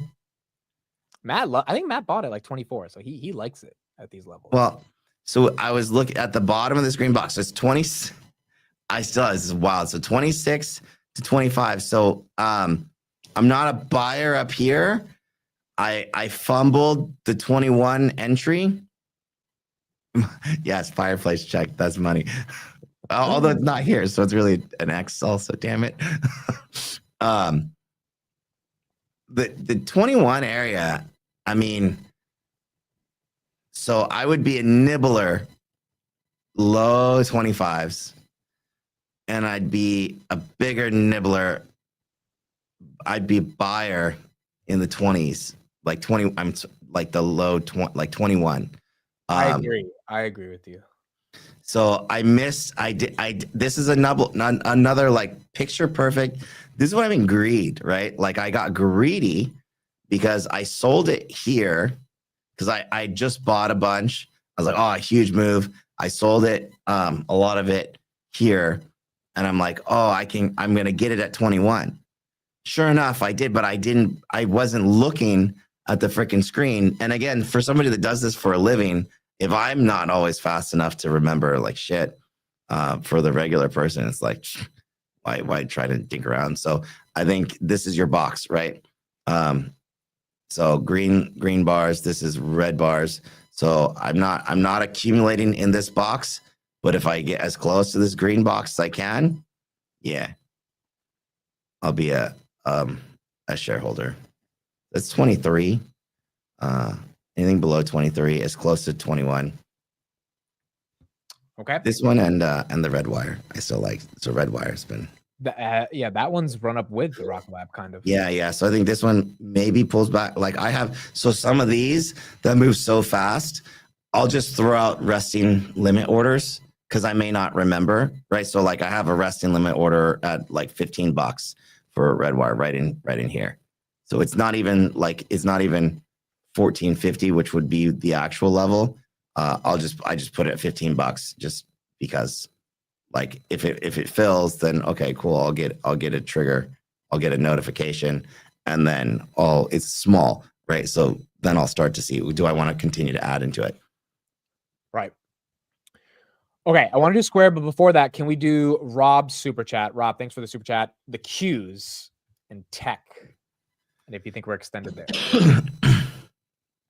Well, so I think So remember what's the word of the week, you guys, in the chat? What was the word of the week?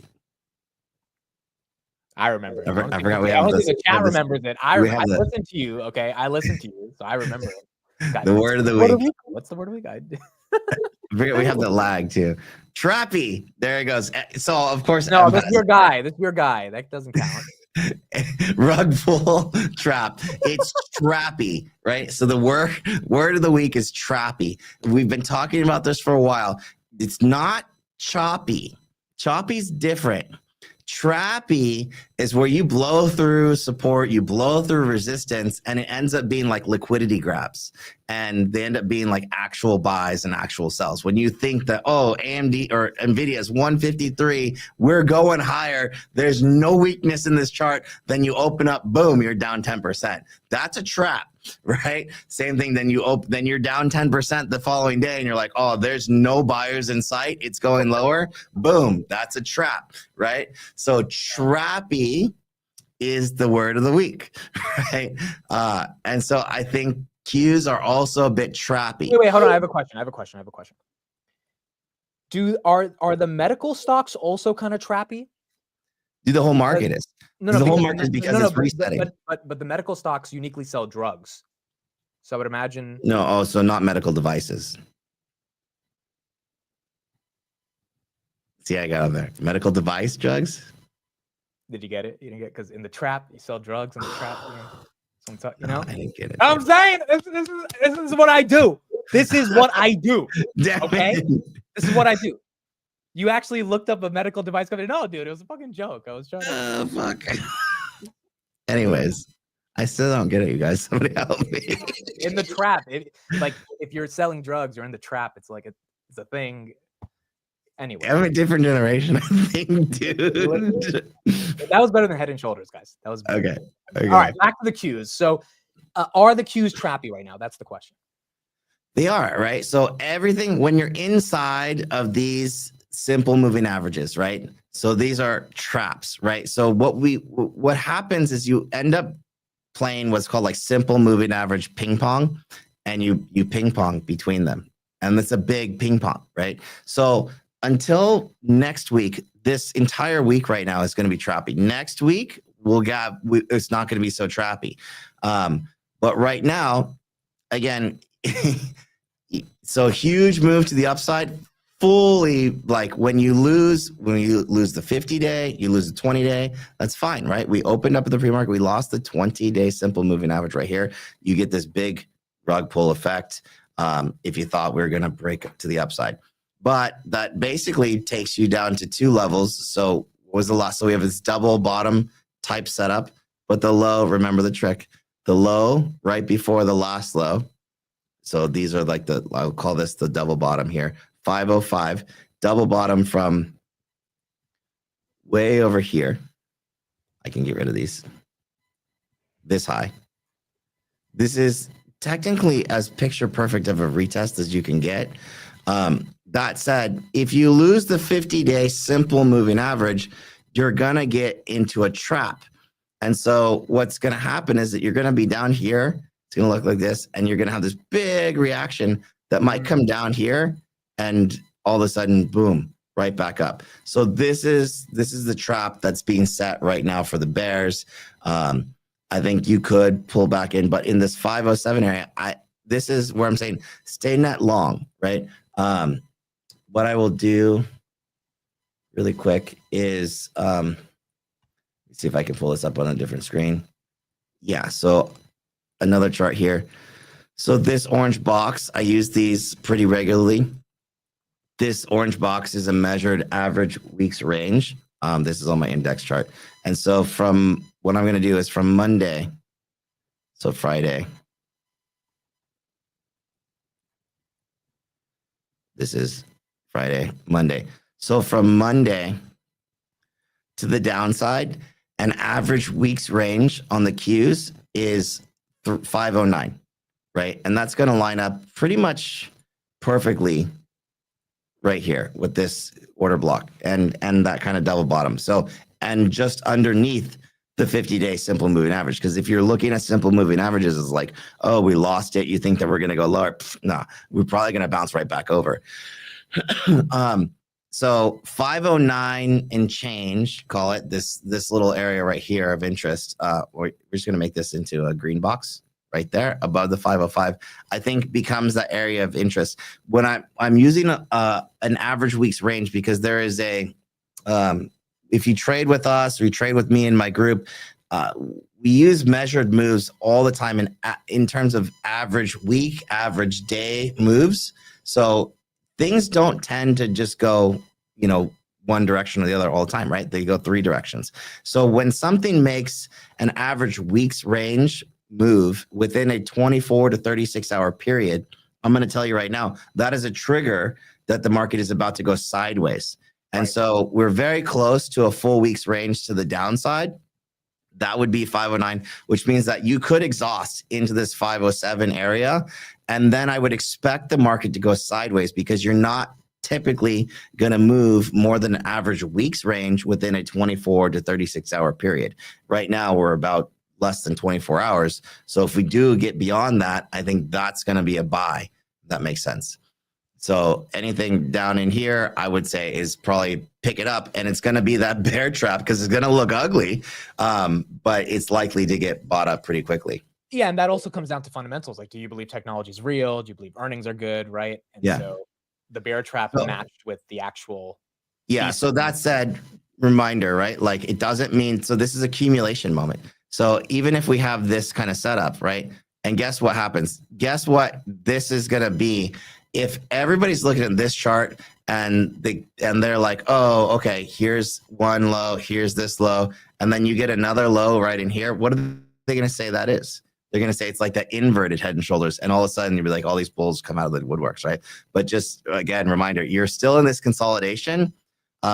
You could get all the way back up here, but then don't expect a whole lot more. So we're in the moment of accumulate, have cash at the ready.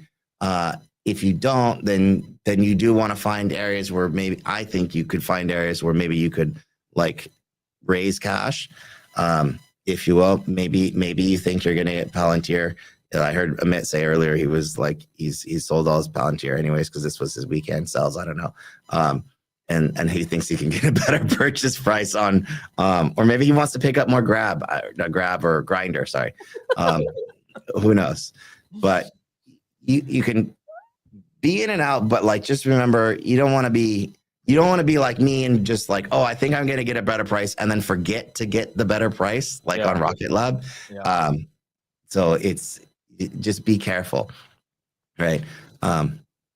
Okay, can we do MicroStrategy and Bitcoin together and go to that part of the market? I think we start off with MSTR. Yeah.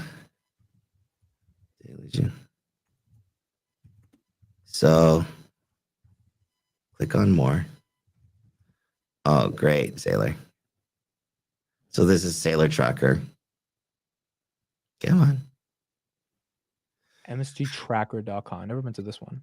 Oh, wow. Really? Yeah, I've never seen this. This is good. Okay, I'll drop this in the actually I'll DM this to you in Discord since I have that open. You can drop that in the chat because I don't think I can put links. No, I think I get shadow banned. So this is a website. So this is Sailor Tracker. This actually shows where all his purchases are. You can change it to like how much Bitcoin he was buying or dollars, what have you. You can see all the purchases. The thing about MSTR and what's cool about this site. So number one, if you just hover over this red line, it'll tell you, because I was really looking to see, did somebody have this math where it's like how much Bitcoin per share you own per share of MSTR, and this is exactly that. So it's 0.00182 Bitcoin per share. It's currently trading at nearly 2x to NAV, right? So net asset value of Bitcoin. That's what this is tracking.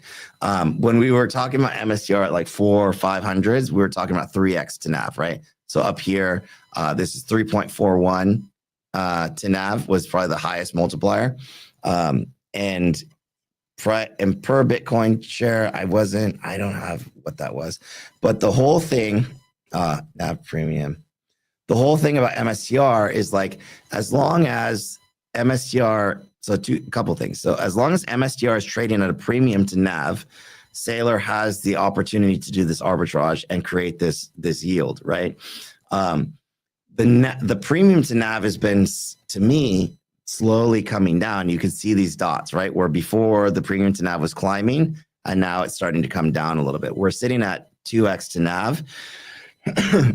But the whole thing about the game theory and MSTR is as long as the dilution is accretive, as in like, as long as the dilution purchases enough Bitcoin so that your Bitcoin holdings per share goes up, MSTR is going to work, right?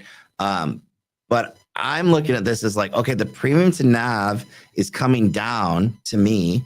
And the closer that we get to parity, where if MSTR actually trades at net asset value, you're really not going to have that arbitrage situation anymore. And you're going to have to do a lot more of those at the money dilutions. And then it becomes a question of, does Bitcoin price appreciate fast enough to, even though you're at that point getting less Bitcoin per share, this is the whole thing. Like, what's the positive feedback loop? This is where it can kind of come apart. Let's say if Bitcoin goes up too fast, you might have a pop in MSTR stock, but if he's still buying at those levels, you're going to have less Bitcoin per share, like, added to your equity, and so you're no longer getting this yield that they're talking about. So the yield is only if the dilution is adding Bitcoin to shares. So sorry, that's where we are. So I think that's kind of coming into a head. So really like a tipping point where, like, if MSTR loses the premium to NAV, that's the special sauce to me, because he could create the arbitrage. If it loses that or continues to lose it, it's a tough spot. And then if Bitcoin price doesn't appreciate, you're really in a tough spot. So those are the two kind of like warning signs. That said, from a technical perspective, this is where we are, right? So we talked about MSTR up here in the 400s. Remember, we were looking at this chart like this and saying, and I'm just doing a little bit of replay. This is where they were accumulating. 377 is that critical turning point right here. And it tried to get a little bit higher. And as it goes forward, look, you get this pop, big gap. Let me move this to like a 3 hour or something. And then all of a sudden we fail, right? So these buyers here, I don't know if this is Saylor himself selling. Can you pull up like what people are selling at, like what Saylor's sales are? I think Saylor himself was selling, wasn't he? Yeah, let me pull that up right now. So it's either MSTR selling to do that dilution, or it's Saylor himself selling. And that's what I'm seeing in the charts, right? So whoever, like this level, this 370 type level, I think becomes your overhead supply. Maybe it breaks it, but you're doing what's called like a little bit of a bear flag right now.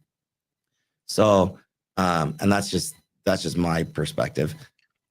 It was mostly MSTR selling, but you did have Saylor selling a lot in April. He was selling 4,000, 5,000 shares a day back in 2024.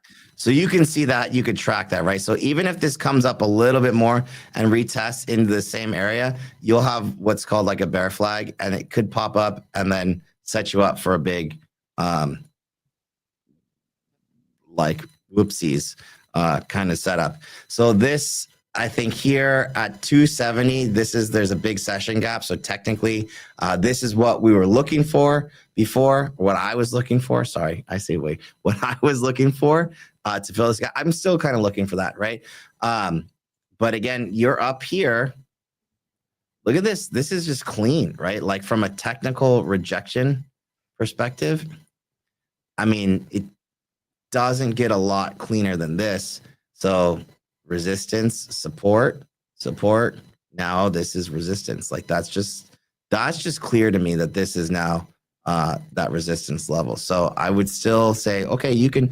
I laid it out, right? Like right now, I think this is still accretive as he stupid camera, as he bought like dilutes and they buy Bitcoin. I think you're still getting, more Bitcoin per share. And as long as that's true, then you're probably okay. But the second that doesn't stay true, or you lose that premium to NAV and you're no longer able to arbitrage the same way, then you're in trouble. So those are the two things I think, for now it could be choppy, but if those two things get lost, then you're in a lot of trouble. And I don't know, I really have to get a new cable or something here. It's okay. No, the chat's used to it with me and my issues. Okay, can we go to Bitcoin then? And like, I know you were a little bearish Bitcoin a week ago. We got back over 100K. Now we're back to 96. I mean, what do you think about Bitcoin? My back. Can you hear me? Yeah, we're gonna hear you. You're good. Oh, this is really bad. I'm sorry, dude. That's okay. I've been through it. As long as your audio is there, then that's all right. I'm going through it today, guys. Holy camole. All right, so what's the question? Sorry, Bitcoin. So Bitcoin, it was actually like 103, I think I said. right? So like it could get up into this area. It's the same spot. I do think though that we could get a like a pre-inauguration kind of pop. So I'm not long trades right now, but if we get like, is it sub 90? If we lose this 50-day, okay, fine. But I don't know. I'm kind of on the sidelines on Bitcoin right here. I think it's a little bit still at risk. Everything I've said in the past stays true for me. A big dip to the like low 80s, high 70s is still all very possible. But for right now, honestly, this is not a short or a long. It's just like a stay here and wait kind of moment. You're seeing a lot of like, so this was that last high, and they're kind of buying here. 1, 2, 3, 4 buys in that 92 area. But the next time it gets there, I mean, the thing is that as I look at it, it's like the next time it gets there, even if it attempts to get here again, it's like, well, these buys weren't big enough to push it higher. Right. You're probably going to have to go lower before you can go higher. Right. So I'm just. Why do you think we pumped to 102 yesterday? I mean, like, how did that randomly happen on a Monday? Bitcoin has this weird cycle, by the way, or like. I get it's weird, but still, like that came out of nowhere. I feel like. Yeah, well, it came off the 50-day, right? So like right here. So we're just playing this 20, 50-day ping pong, and eventually it's going to resolve itself one way or the other. We just don't know. But I mean, at this point, it's like you're hopefully long already. 65 is strong. I know 74 is strong. And 65 is, yeah, for sure. I'll probably like buy some. But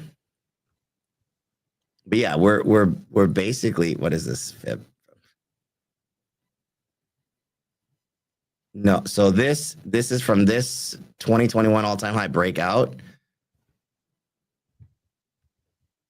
This brings you to 88 at a 50% retracement, and that golden retrace is right in here. Under 90, down to 82. Okay. So, I mean, honestly, it's like this. As long as it's over 89 and this really breakout area, this is in an uptrend. It's just, if it loses this, you're like an 80% probability to go down here. Sorry, it's a 65% probability, legit. And then if you do that, that's fine. You have to reclaim that 89 level in this area. But if you lose this 83, no, you're going to the gulag for a little bit. Would you agree with Dragos of selling your wife and dog if it got to 65,000 to buy? I mean, he didn't put the kid in there. Shit. Okay, we have some breaking news, guys, as well. Elon just said Grok is launching in Tesla vehicles very soon, so you'll be able to talk to your Tesla and ask for anything. That came out just now. Oh, you're back. Okay, here we go. Okay, can we do Carvana and look at this stock? Because Hindenburg had a short. It looks like there is some accounting fraud from people that read it, but maybe it's BS. Curious on the technicals on this one. Oh, not shorted here necessarily. I mean, meaning like you might get a better pop to short. It's tough, right? So this is a picture perfect. Like, what happens? You lose the 50.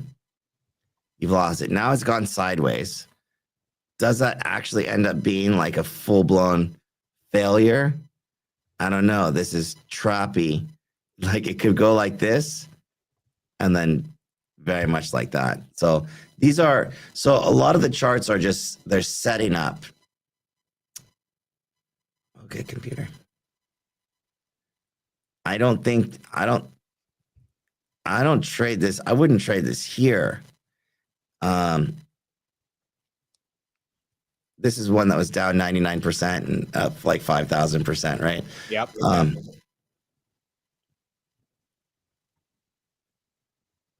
It's all of this.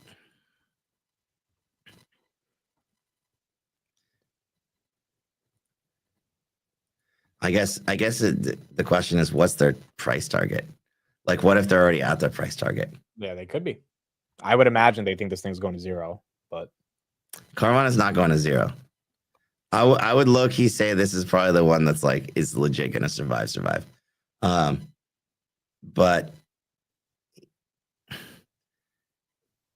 But taking it here long is rough. This is one where it could easily get to like 150s. oh, it's up a lot. And the CEO was questioned about like how they became profitable so quickly, and there's some clips going around of him like trying to dodge the question. So I mean, there are people starting to wonder, are they? Yeah, that's fair. Yeah, I mean, I've sold them cars. You sold your cars to Carvana before? Yeah, and I wonder like how did they actually make money on it? Because I felt like they paid me a decent price, quite frankly. But they're around, man. I mean, we don't have like vending machines. It's not their business model. Who buys their car from a vending machine? That is. I've never once seen a Carvana vending machine. I've seen it one time. Really? Yeah. Did you stop and take a picture? Because I probably would. It was just really big, bro. And I was just like, it's a big vending machine. There's a ton of cars. I was just like, this is weird, but it's out there. Yeah. So, I mean, I think you get into this area. I'm having a hard time. It's not giving me a clean, like. Maybe the one I saw was in Vegas. I forgot where I saw it. Maybe it was in Vegas. Was there one in Vegas? I'm pretty sure there's one in Vegas. So 195, I think,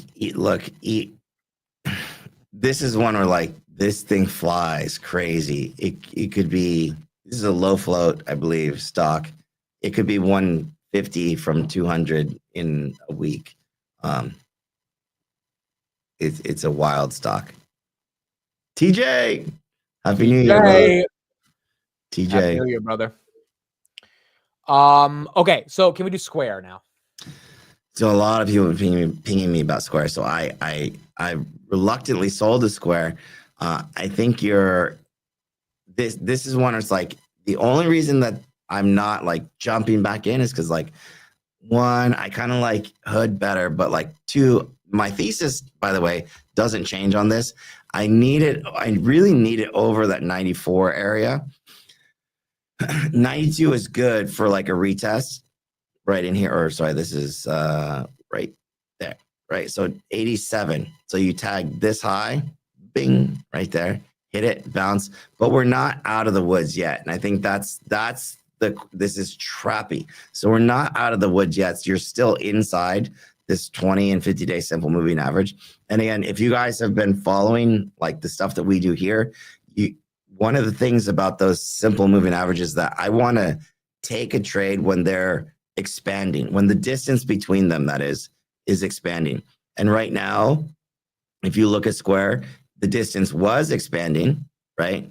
But now it's definitively not, right? Now the distance between them is contracting. And so I think that this goes to a bit of a sideways pattern. And like under 85, I'd probably be accumulating. And if crypto does take a little bit of a nosedive, yeah, I think that's where it is. But again, I got to think of upside. I think this is probably the most undervalued or underrated crypto play. Yeah, underrated crypto play.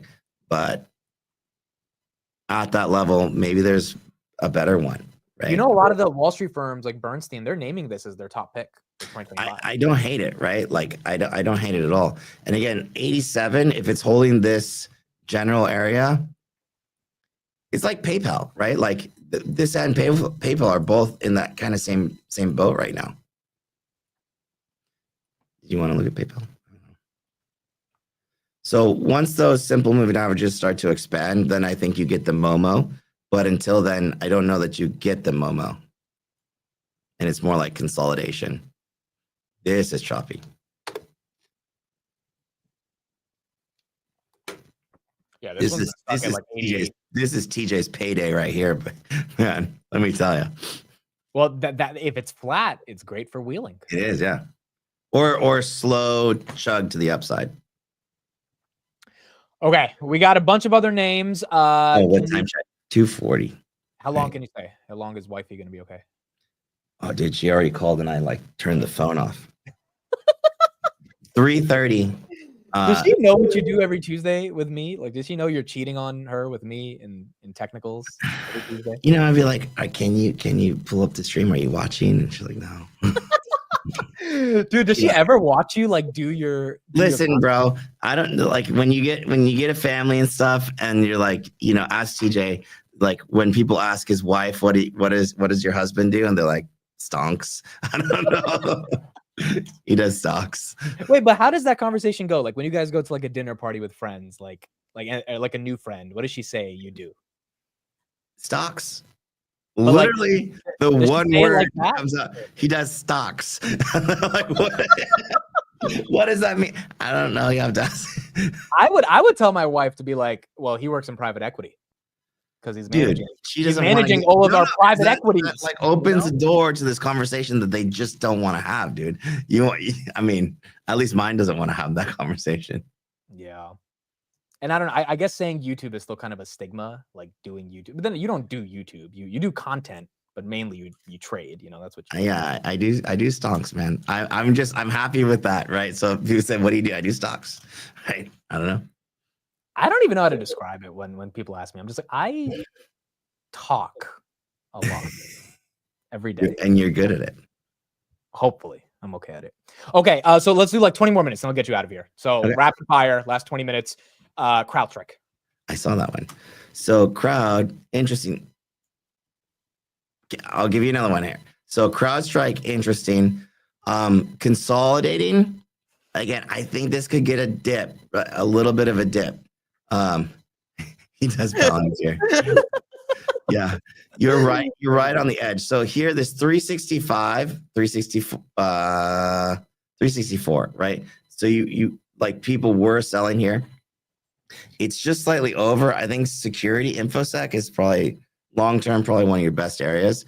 But I don't know that this is like the bargain of the century here, right? It's just not. Like a good bargain closer to that 340 where they were accumulating down here. That's probably where I'd like to be a buyer. So again, not a breakout type market to trade, but more like where's the accumulation happening? It's in the 340s. If you do get up there, that's great, but you got to be really careful here. This little box here, this is your overhead resistance. So if you do get a bounce that takes you into that 377 level, I would not expect that to actually hold. I would expect that to be like a danger zone where you could get that pullback to begin and have another trappy type moment. But CrowdStrike likes to make big moves single day. Draw this across. You can see where this is coming from. One I'm gonna side note, right? So in the same infosec area, I was just looking at this today. Pretty interesting spot. Maybe not quite there, but Palo Alto. It's, I think, buildings below that 50. It's a better price point. This is best of breed to me. Different. Don't compare them. They're not the same company, CrowdStrike and Palo Alto. One's network security, one's endpoint security, very different. But you can see like clearly, so resistance. Is it support here? Different kind of view.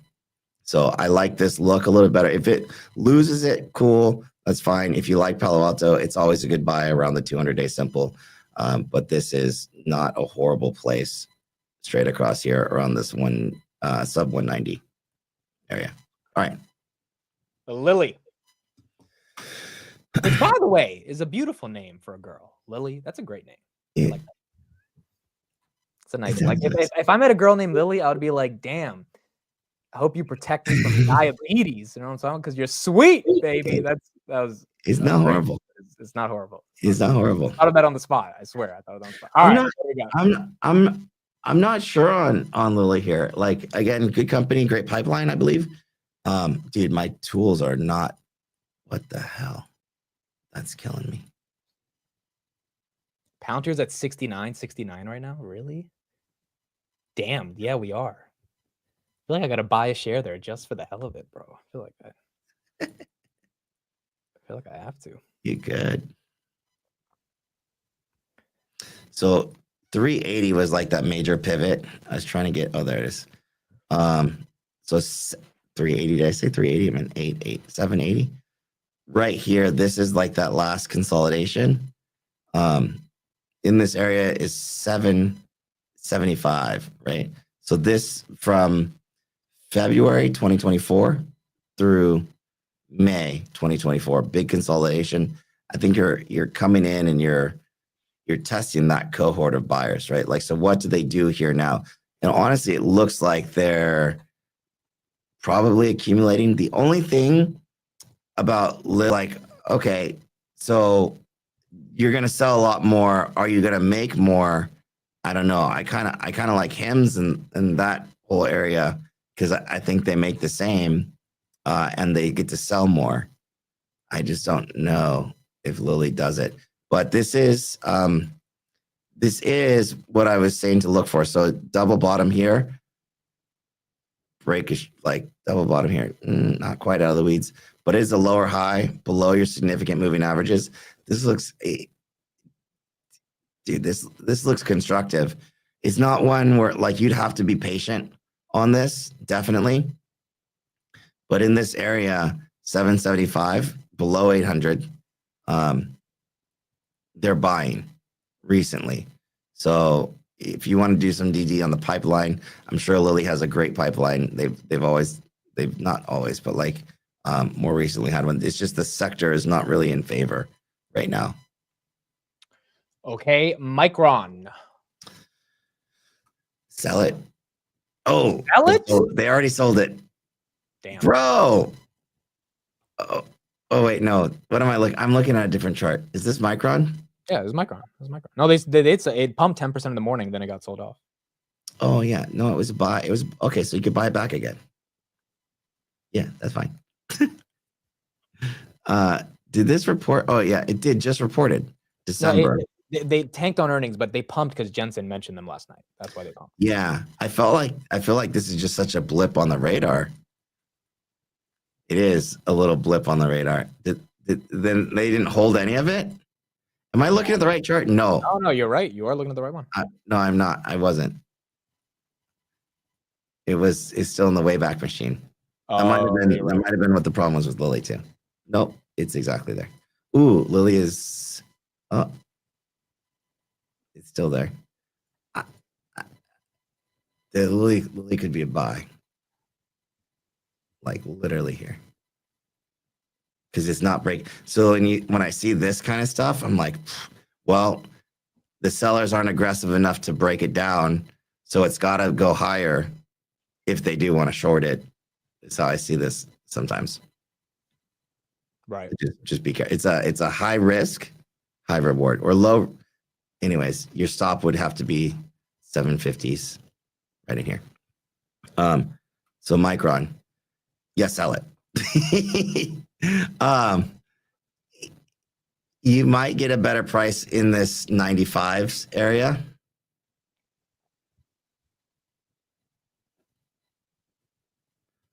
Sorry, I just got some weird. The problem with Micron is it's in a very competitive space, and I don't know if a Jensen pump is enough to keep them up. Competitive meaning like memory. What you mean is that it's a commodity. Yes. There's no sauce to it. I wholeheartedly agree. Yeah, it's a commodity play. So it's like trading gold. But maybe NVIDIA's demand is so great that the industry continues to cager. It's just that's the risk with this one. Yeah, I mean, did you see that big old shield? Was that all made of micro and memory? Oh yeah. Yeah. Yeah, you want to see this area kind of defend it. So see where they picking it up before around that 97. So it's like slightly lower. I think you get a lot of this pulled back. Yeah, anywhere below 95, I'd be a looker. Close to 91. And read. I just hate to say it because this is a lower high. It's just in that no touch to me. It's like you're right there. You're like diddle right in the middle. Okay, well, can we do TSM? Sticking with the semis. Yeah, so this sets up, right? Like all of which when I looked at the SMH chart, so you guys rewind a little bit when you go to look at the replay. And it's the same kind of thing. So this, let's say this pulls back a little bit more.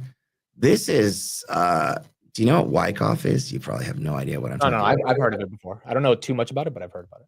Yeah, so it's the breakout retest, supply demand support, whatever. So you want to see this actually pull back a little bit more. This would be like perfect Wyckoff right into here. Lock in that higher low because you do have a higher high. So next spot is where's the highest?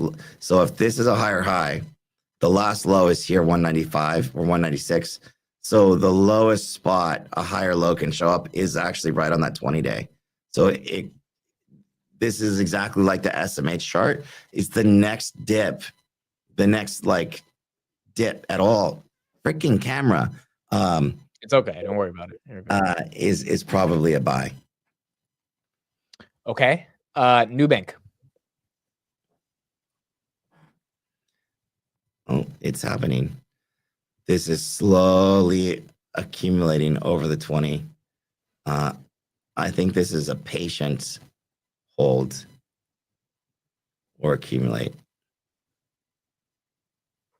Yeah. Again, FX headwinds. So we do want to see the dollar kind of cool off. That's going to be ideal here. But if it does, that's even better. Okay. HIMS. Oops. Chugging along. Still hold. So 25 was like a key level to hold right over here. This like last top.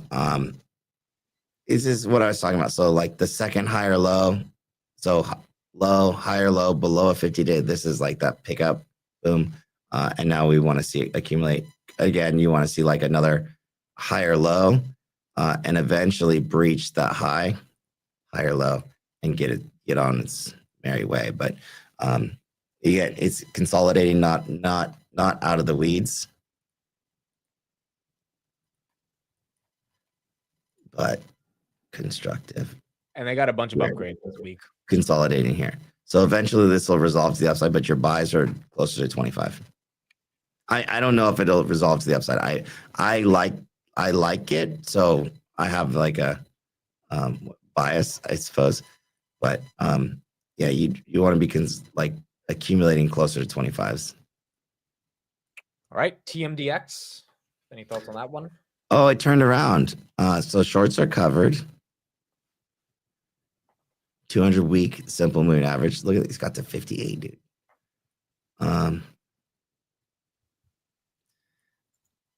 I am not a fan, but nope. Still not a fan. Dude. Are you guys asking if I should short this again? Or you don't actually like the company or anything? No, okay, so I don't have enough research on it to like have a strong opinion one way or the other. All I know is like the CFO left a while ago. They're having to did they get a new CFO? I don't know. They're having to reset guidance, which means that the stock should trade at a discount while the new leadership comes in. And sub 60 is probably a better discount if I wanted to get long. And this does not look like a discount to me here. It looks like you're right. If you were long here, it looks like take your win because you might get shellacked soon. You're right into resistance. They're definitely, if you want to take this long, that is the definition of breakout trading. And I like we've been talking about, it's not a breakout trading kind of market. It's like buy at support and then take a little profit, and maybe you see something come back in around like 70s and lock a higher low. Okay, this is danger zone right now. It could, but if it does go higher, it's trappy because you have a lot of sellers right above it. All right, last couple quick ones because we got you 4 more minutes, so you can spend 30 seconds on them. 4, yeah, we can do 4. Yeah, a shift 4 I haven't looked at in a while. This actually looks generally good. Oh, is this really that high? Dude, what happened? Yeah, I don't know too much about this one, but it got a tailwind last year. Yeah. And Jared Isaacson is leaving, I believe, to NASA. So I guess whoever they pick as the new CEO is going to be important as well. Yeah, so if there's leadership change, you got to give it a minute to breathe because the new leadership team is going to come in, reset expectations. But yeah, I think this just sits around $100. I think this is what it just goes sideways for a bit until you get that. It looks constructive, but again, lower high, no lower low, channel up for sure. As in like, this is your channel, but you're at the bottom of the channel. So you don't really want to be a seller unless the only way you want to be a seller here is like if you fully break down and then you reject and do that. So this is just kind of like, if you're bullish, you want to be getting long as close to 100 as you can and just accumulate, but don't expect like, wow, I guess 120s is the channel. Okay. There you go. Can we do one we haven't done before? USLM. This is United States Lime and Minerals, Inc. It's up 170% past year. Looks kind of like Palantir's chart. No. It doesn't look like that. It's been around for a longer time, but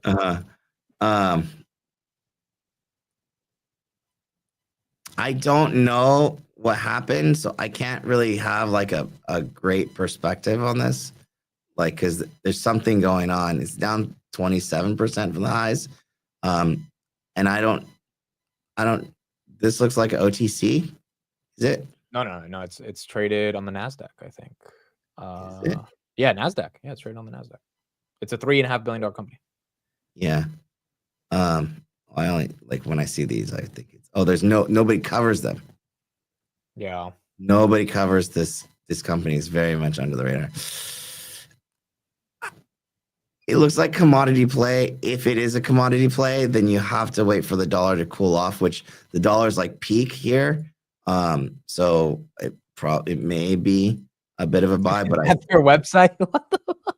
Yeah, dude. It was like from the 1970s, bro. It's a hell of a website. They didn't have internet in the 70s. You gotta give them a little bit more credit. This is like 2000s. Okay. Okay. Nat gas. So Nat gas got a big headwind. I don't think that Nat gas stays. No. So Natty trades weird. So like cover your shorts on Friday, maybe go long over the weekend. Every weekend, Natty has a huge pop right now, and then it gets faded. So like here's a Friday pop, boom, massive, and then it fades all week long. And then even this was Thursday, this was Friday, and then boom, pop, and then it fades all week long. So that's how Natty trades right now. Just know that. Do you trade this? No.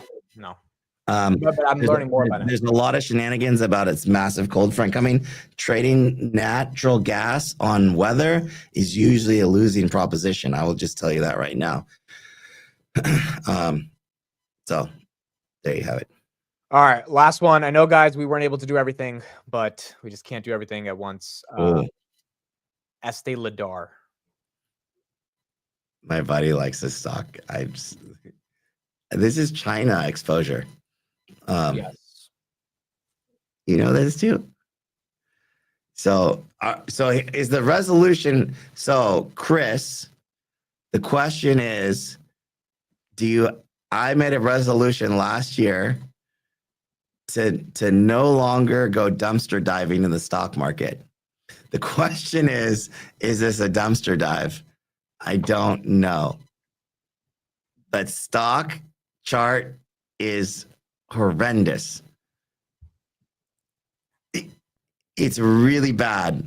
But there are some stocks that have looked really bad before. But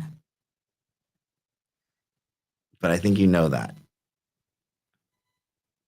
Yeah, the China exposure on this one is definitely a headwind. So what he's looking at is this, right? So this is all the way back to the 2015s, right? Where you have this big consolidation, chop, breakout, retest, gone 77. So now you're below that. So how would you chart a name that's this down from a time? So this one you have to look at what's going on. So this is way back when in like 2015, 2014. It's just like Estee Lauder is one of those where like, dude, if you're interested, yeah, you could take a shot at that, but you just gotta take the most recent bias. So you have a long-term reference point. So that's 77 and a quarter. If it's over that, then you're probably okay. But for now, so this is your last earnings point. This is your local low, local as in like most recent 62s. You're not out of the woods for sure. And this 78 area, it's gonna get kind of choppy. This is not traded a whole lot. I think it's okay, but I don't want to hang around too low. Depends on your time. Right? This could be a value trap. If that makes sense. This is a possible for real value trap where it just goes sideways for a really long time. What was the company again that does Supreme? I forgot. What company does Supreme? Oh yeah, this one. So like this is one where like you can have a chart like this that's like way down in the dumps. So what happened here, VF Corp, is that down here they actually hired a Lulu exec. They cleaned up their balance sheet. They sold off some assets. They're trying to get it back together. You want to have like some kind of turnaround story. I don't know that Estee Lauder has that type of turnaround story. But I mean, if it does, then cool. You wanna like hone in on that thesis and really get like in the weeds, make sure that they're progressing. Right. All right. I think that's it. Yeah, VF Corp M. The M is one of our like VF Corp from the 10s, 12s. TD. All right. Well, cool, man. I appreciate you. I know you had some technical issues, but we all still love you, and that's why we stay. Dude, I don't know what's going on with this, but we're building out the studio, so please, patience. I appreciate you guys for having the patience. You won't have this crazy glare on the fridge down there. By the way, is that a fridge? You got a mini fridge? Celsius or Red Bull? This one today is Red Bull. Look at that. Yeah, then the fireplace is going over here because it gets really cold in the morning. More lights and whatever. So we'll see. Right. I had to move. We're doing construction at the other place, expanding the other business, and I got kicked out. That's what happened, actually. That's the truth. So anyways, I appreciate you, man. If you guys are interested, I'm going to follow my Twitter. Thank you, Amit. And then turn notifications on because I'm going to do a free training on Friday because we do have NFP coming out. So I'm going to do a free training on Friday around NFP and like why it's important, how to trade around it, and how to determine the trends, right? So I talk about non-farm payroll days all the time in terms of like being really important days that will define the trend in the market. I think this is going to be the first non-farm payroll day of the year, so probably a pretty important one to pay attention to. And then what to do with that. It's a pretty simple system that we'll go over and just kind of teach you guys like how to read this and how to like derive some trends out of fundamental data points that create like technical levels in the market. Yeah. So definitely make sure to follow Jason there. If you have any TA questions, you can try adding him. He might not get to it, but he's very active. I'm just gonna do a post. It'll be a Zoom webinar. It's free. Don't worry about it. And then it caps at 500 on my license, so I just can't have more than 500 people show up at once. Which probably not I don't know. Hopefully, if I do, then I'll increase the license. No big deal. And it'll be after the market, so because I trade all day. So after market close on Friday. I don't think you have a finance degree, right? No. Dude, but I teacher, trainer. I've been a like trainer in some aspect, like my entire professional career, whatever it was. I always had a team that I would teach and like that's like one of my things. Did you ever do? You're probably too young. We used to have these Gallup studies of like find your strength finders and stuff. And like my strengths is like taking someone who's got some interest in something and making them like really good and like helping them grow. That's like something I just like to do. You're a teacher. You like to teach. Yeah, I like to teach. All right. I love it. Jason, thank you so much every week for spending time with us. We'll see you next Tuesday. Appreciate you guys. Technical Tuesday out. Bye, Jason. All right, guys, I'm out as well. I'll have a daily Palantir episode coming out in about an hour on the Palantir sell-off. We pretty much already talked about it on the market close, so it goes a little bit deeper into it, but nothing too different. And yeah, that's it. We'll be back tomorrow for the market open. No streams tonight, just that daily Palantir video, and then that's it. And we'll be back tomorrow morning. And then Thursday, we're closed. So Thursday, we got to do something fun, even though we're closed. I'm going to try to do some type of stream, even if it's in the middle of the day on Thursday. So we'll try to do something. And then Friday, we'll be back for the open and close as well. All right, that's it. Thank you, everybody. Hopefully you enjoyed. I will see you guys tomorrow once again on the market open. By the way, the trap joke, that was good. Dude, that was a good one. I thought of that on the spot. Trappy, drugs, medical companies. That was not a bad joke. That was good. And then the Lily one was also pretty good, but the trap one, I think, was better than Head and Shoulders, in my opinion. It was better. Dude, I still have to find the Bulls hat. I don't know where it is. It's somewhere. Maybe that's why we have some red. I need to wear that Bulls hat again. I don't know where it is, bro. It's somewhere in the house. I got to find it. But all right, that's it. Thank you, everybody. I'll see you guys tomorrow on the market open. Bye, everyone.